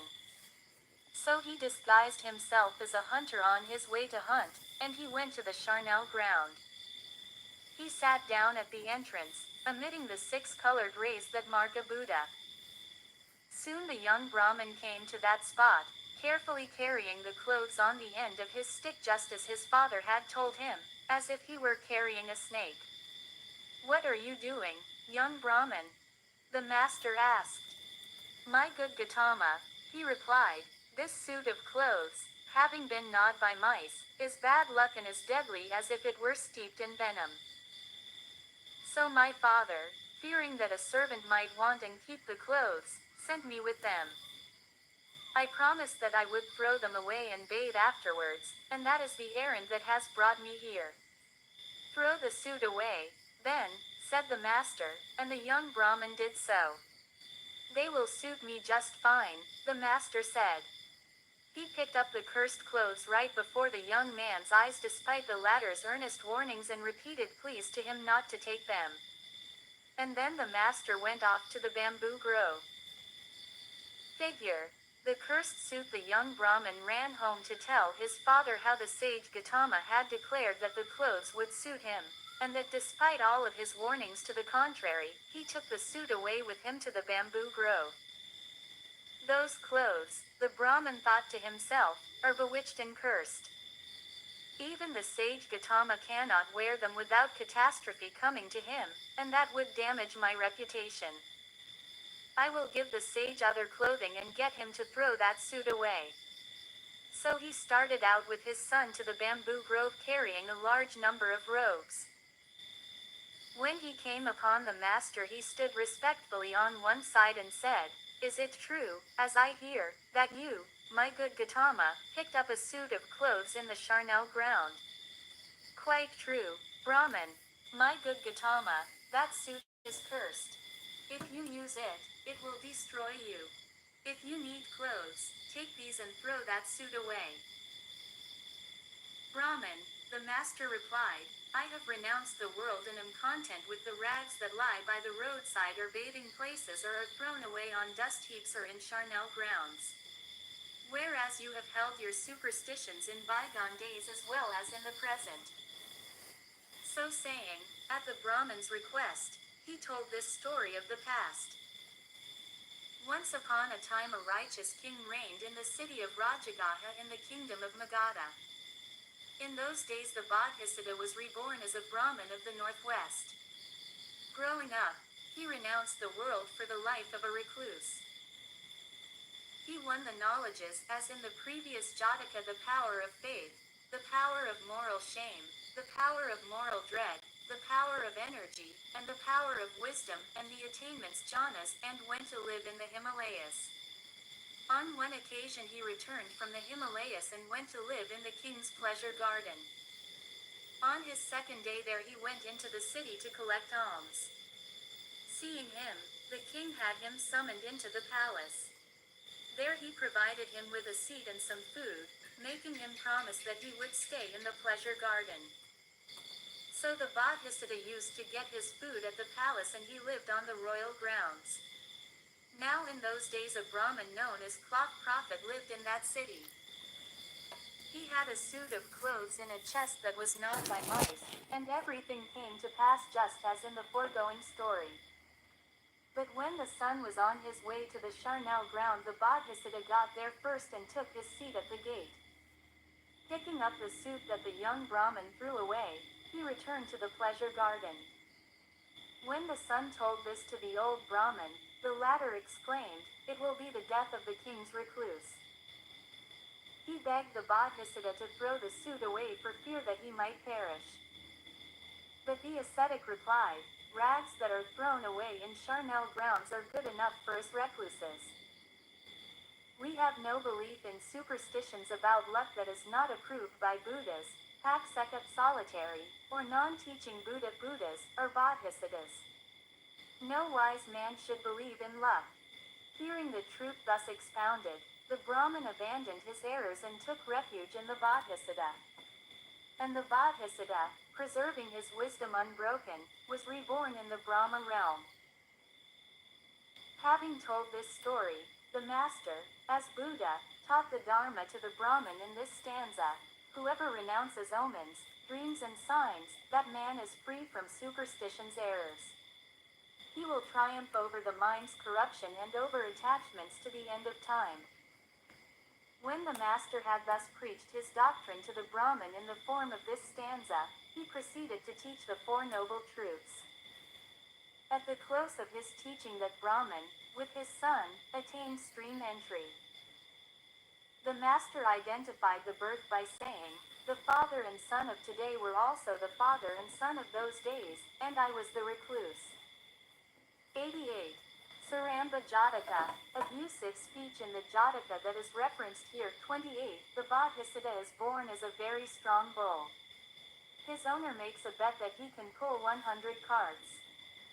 But when it comes time to settle the bet, the owner berates the bull and calls him names.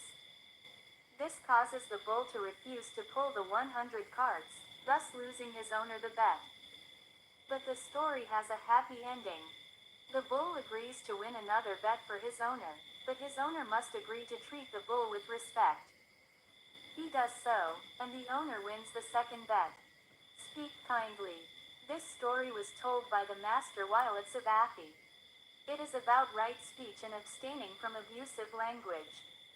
The introductory story and the story of the past are the same as in the Nandivasala Jataka, Jataka 28, the bull who won the bet. But in this case, instead of a bull, the Bodhisattva was an ox named Saramba. He belonged to a Brahmin of Takasila in the kingdom of Gandhara. After telling the story of the past, the master, as Buddha, uttered this stanza: "Speak kindly, do not disparage your fellow. Love kindness. Speaking abusively breeds sorrow." When the master had ended his lesson, he identified the birth by saying, "Ananda was the Brahmin of those days, the elder nun Upalavana his wife, and I was Saramba." Figure. Abusing an ox. Such a bad idea. 89. Kuhaka Jataka, the deceiver. This story is about a member of the Ajivika sect of wandering ascetics. The Ajivikas continued to exist until about the 14th century BC. None of their texts survive, so the only accounts of their beliefs come from the Buddhists and the Jains, another sect of wandering ascetics who still exist. Because the Buddhists and the Jains were competitors of the Ajivikas, scholars are skeptical about these accounts of their doctrines. Nonetheless, it appears that the Ajivikas did not believe in free will, but that everything is preordained. And in the true spirit of Prabodhana, of course, the Ajivika is the bad guy in this story. How predictable. This story was told by the master while at Jetavana. It is about a deceitful man. The details of his deceit will be related in the Udala Jataka, Jataka 487. Jataka 487 does not really give a lot of details about the man in the present, other than to say that he was a monk who, despite having ordained, used deceit and manipulation for material gain. Once upon a time, when Brahmadatta was reigning in Benares, a shifty rascal of an ascetic lived near by a certain little village. He was the type of ascetic